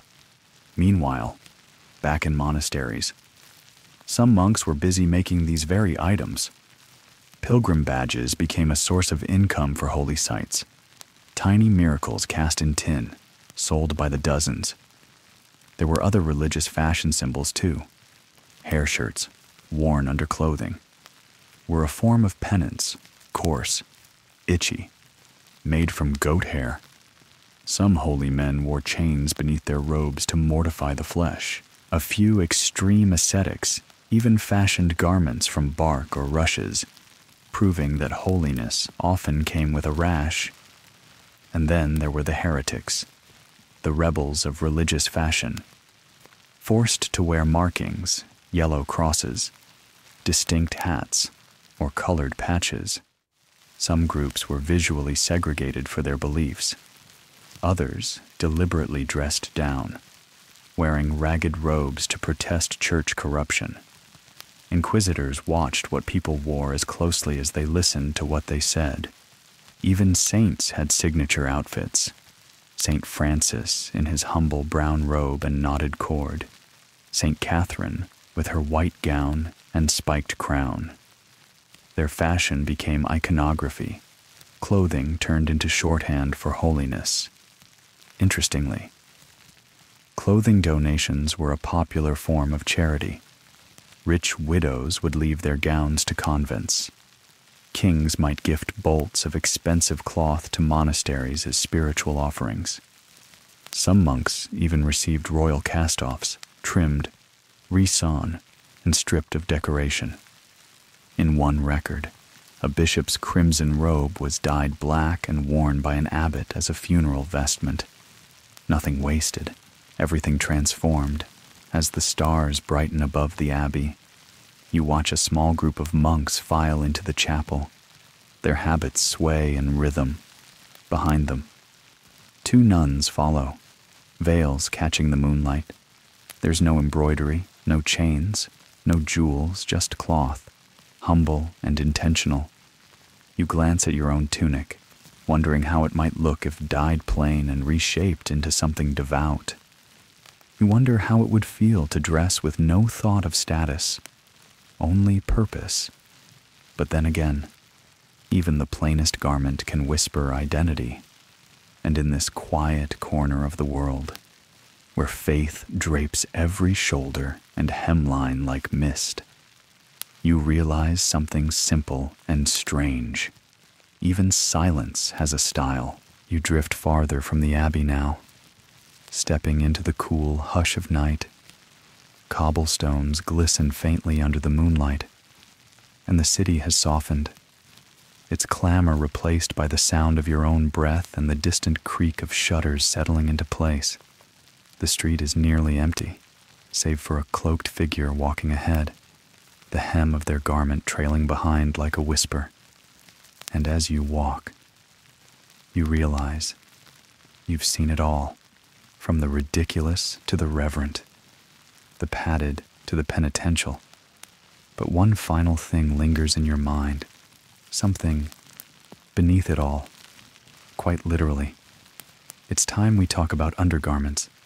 Ah, yes, beneath every elaborately puffed sleeve, every pleated skirt, every chain-laden doublet and fur-lined gown, there was a world of linen, lacing, and layers holding it all together. Let's begin with the chemise, known by different names across Europe: smock, shift, sark. This was the base layer worn by nearly everyone: men, women, children, nobles, peasants. It was usually made of undyed linen, soft from wear, and gently loose-fitting for most. This was the only piece that actually touched the skin. Gowns and tunics were rarely washed, but chemises? These were laundered, scrubbed in rivers, beaten with paddles, boiled in pots. A clean chemise meant you were civilized, or at least trying, for women. The chemise acted as both a modesty barrier and a sweat sponge. For men, it was often paired with braids, loose linen drawers tied at the waist. And yes, they looked a little like medieval boxer shorts. If you're imagining white bloomers with drawstrings, you're not far off. Some were short, others reached the knee. In colder climates, men sometimes layered wool hose underneath. Now hose, those tight-fitting leg coverings, were typically wool and worn by men of nearly every class. In earlier centuries, each leg was a separate piece, tied to a belt or a doublet. Later, they were stitched together into something approaching pants. Historians still argue whether this evolution was for warmth, modesty, or just convenience. Likely all three. Women didn't wear hose in the same way. Instead, they layered petticoats, undergarment skirts, beneath their gowns. These added volume, warmth, and modesty. Some were quilted. Others were stiffened with horsehair or linen rope to help shape the skirts above. By the late Middle Ages, farthingales, early hoop skirts, began to emerge in Iberia, though they wouldn't go mainstream until later. For bust support, corsetry hadn't fully developed yet. Instead, women relied on tight-fitting kirtles, worn over the chemise and laced tightly to create a smooth bodice line. This layering system, chemise, kirtle, gown, wasn't just about shaping the body. It was the foundation of medieval dress engineering. And then there were the garters, bands or ties used to hold up hose, usually leather or woven ribbon, sometimes decorated if the wearer was wealthy. A knight might receive a lady's garter as a token before battle. In fact, the English Order of the Garter, founded in the 14th century, is rumored to have begun when a lady's garter slipped at a dance, and King Edward III picked it up, declaring, "Honi soit qui mal y pense." Shame on him who thinks evil of it. Even sleepwear was a category of its own. While many simply slept in their chemise or shift, the wealthy sometimes had dedicated linen nightgowns. These were looser, often unbelted, and sometimes scented with dried herbs like lavender or rosemary, stitched into tiny interior sachets. A fresh-scented shift was a small luxury in a world where bathing was sporadic and indoor plumbing non-existent. But not all underthings were humble. One French noblewoman was buried with a hand-stitched smock lined with silk and edged in gold thread. Some undergarments were monogrammed. Others were embroidered with devotional phrases or initials, hidden next to the skin. One German merchant had a pair of braids with his favorite proverb stitched around the waistband. You know, for motivation and hygiene. A complicated affair. Without modern detergents or soaps, people used ash, lye, and pounding stones. Many underclothes were sun-bleached for sterilization. Public bathhouses, where they existed, offered both a place to wash and a stage to show off one's newest linen set. Imagine walking in, casually disrobing, and revealing your freshly stitched smock with reinforced seams. Status starts underneath. There's even evidence of perfumed linen, chemises lightly scented with oils or herbs, both to impress and to distract from daily realities. Rosemary for purity, sage for wisdom, lavender to soothe the nerves. One nobleman famously refused to wear unscented hose, claiming it offended the senses of the Lord, or perhaps just his dinner guests. And beneath all that, some even added body padding, yes, extra wool rolls stitched into shoulders or hips to enhance silhouette lines under clothes. Want broader shoulders? Add a pad. Want your gown to drape with more grace? Time to stuff the hips.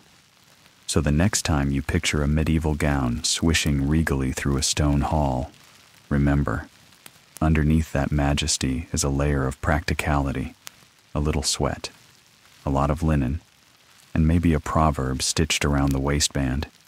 You glance down at your own layers. They're simple, yes, but they do their job. They keep the chill out. They prevent the gown from rubbing. They absorb the day. And just like that, your long walk through fashion's finery comes full circle, not with crowns or embroidery, but with the fabric closest to your skin. Because in the end, all grandeur begins with a humble stitch. And now, as the city slumbers and the stars blink overhead like distant stitches in the sky, you find yourself moving slower. The streets are still. The wind is soft. Even the flickers of candlelight behind shuttered windows seem to dim with you.